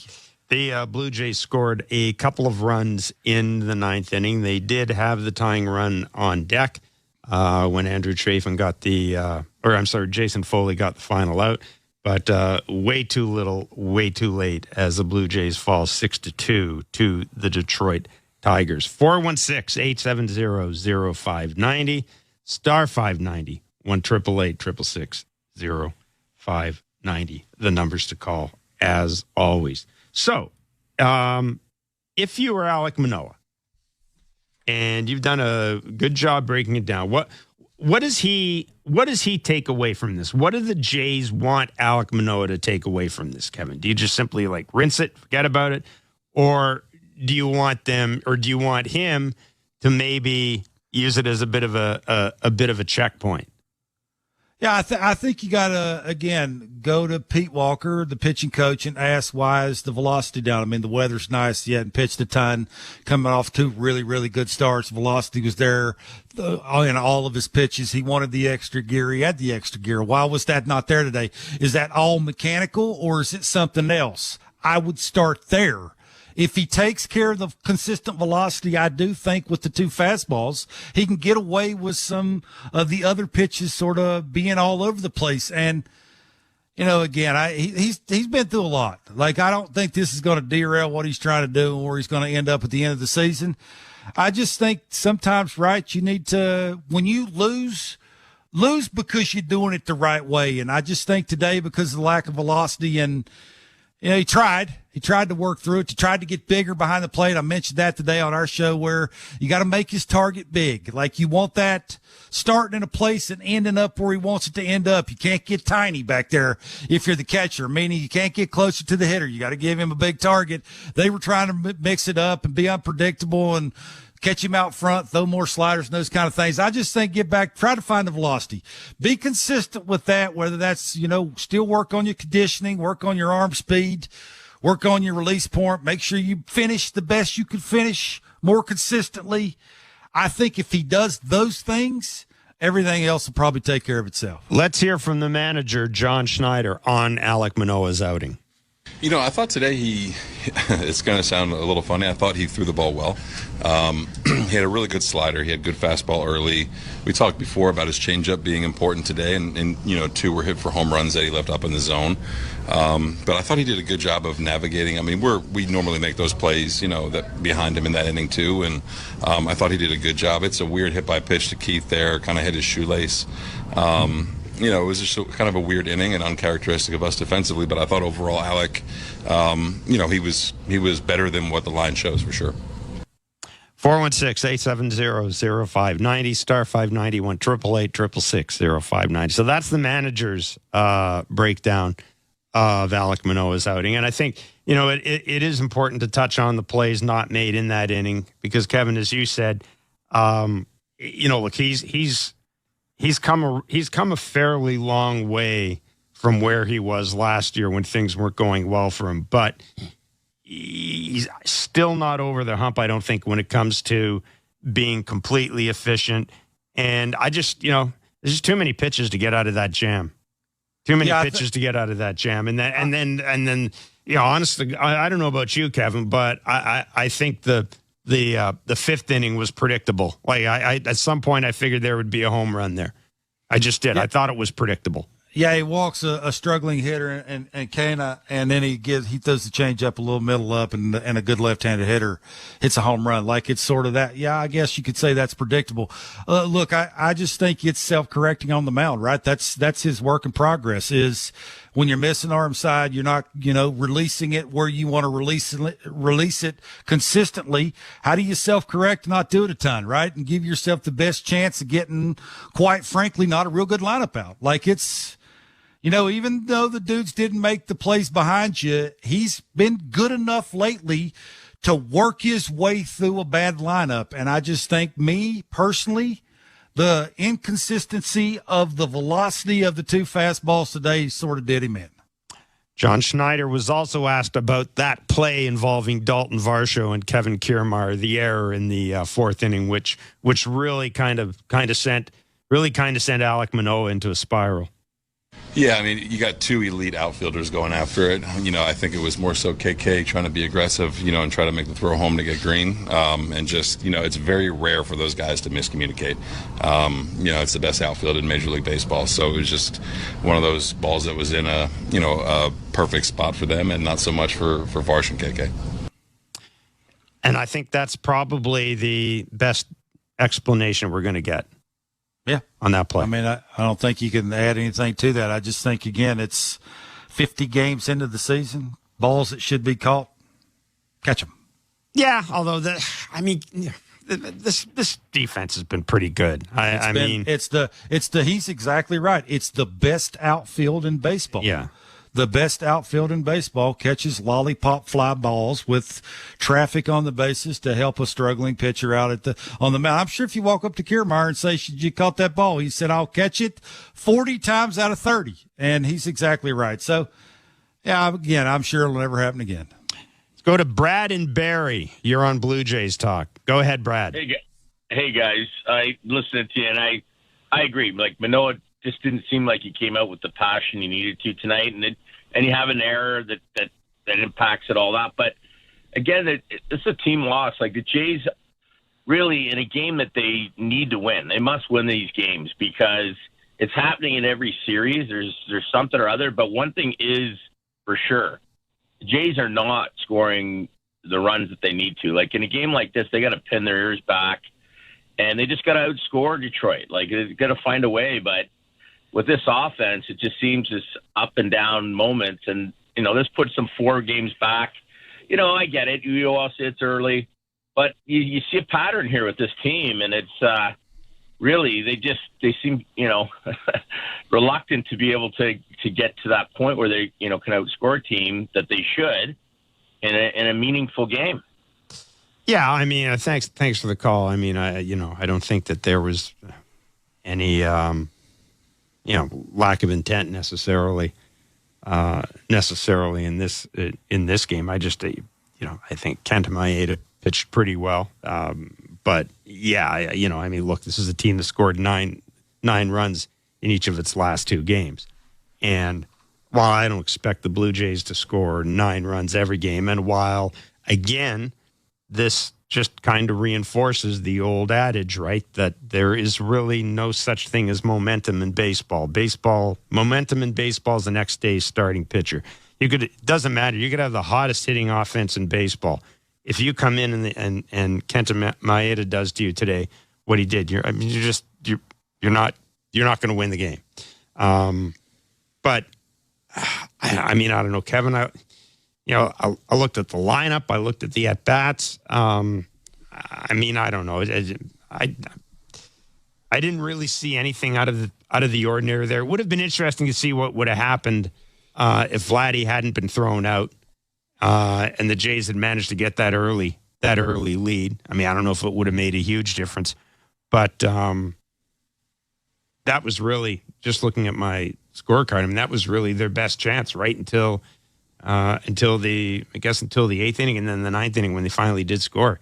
They really didn't have anything else going on. Yeah, look, I think we can continue to say that they're a bat or two short. Like, they've had 3 or 4 really good games, or, a couple of guys in the middle of that order that we were expecting to get off to hot starts have finally shown up, right? And Vladdy and Bo, and starting to drive baseball is the big part of the field. And Danny's had a solid year, and Varsha's been hitting some home runs. But, if you get a guy on the mound who can add and subtract, and you really got to have a game plan honed in when you walk to the plate, that sometimes is just, maybe not their strength. It's more of, that guy makes a mistake and then I hammer it and another guy hammers it. And that's how they win a baseball game. It's not so much you're wearing that dude out, because if, he's going to have to pitch to your weakness. He's going to have to make that perfect pitch.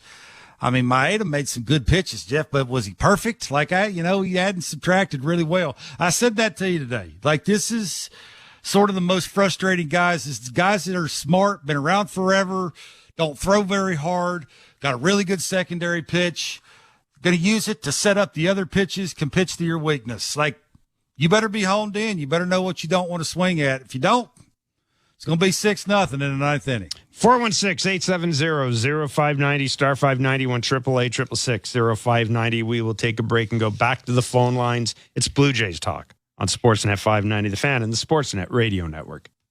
Bring excitement to your landscape with Proven Winners Color Choice Shrubs. These flowering shrubs and evergreens have been trialed and tested by experts to make sure they look better and bloom better, so they're just as easy to care for as what's in your landscape now, but a whole lot more colorful and interesting. Look for Proven Winners Color Choice Shrubs in the distinctive white container at your local garden center, or learn more at provenwinnerscolorchoice.com. Show your pride in the heart of Toronto and create core memories. Join us at the ballpark on Friday, June 14th for Pride Night, presented by TD, and get your Blue Jays Rainbow Rope corduroy hat. At the core of who we are. Celebrate Pride and enjoy great Pride Night activities around the ballpark. On Friday, June 14th, arrive early to get your Blue Jays Rainbow Rope corduroy hat giveaway. Pride Night, presented by TD. For tickets, visit BlueJays.com. Not tomorrow, not someday. The home improvements begin today. It's game on with Timber Mart. Build that deck, raise that fence, landscape till your property is beautiful. Don't pay for 12 months on the Timber Mart deferred payment program. Your locally owned, completely Canadian hub of building and renovation expertise. Get your Timber Mart credit card at participating locations and pay later. 12 months later. Conditions apply. Ask in store for details or apply at timbermart.ca. Hi, I'm Buck Martinez, live from the showdown between pizza and inflation. First to the plate, with over 2 million sold, it's Fixed Rate Pizza, a hot and fresh extra-large 4-topping pizza for a fixed price of $17.99 until the end of 2024. Here's the delivery. And inflation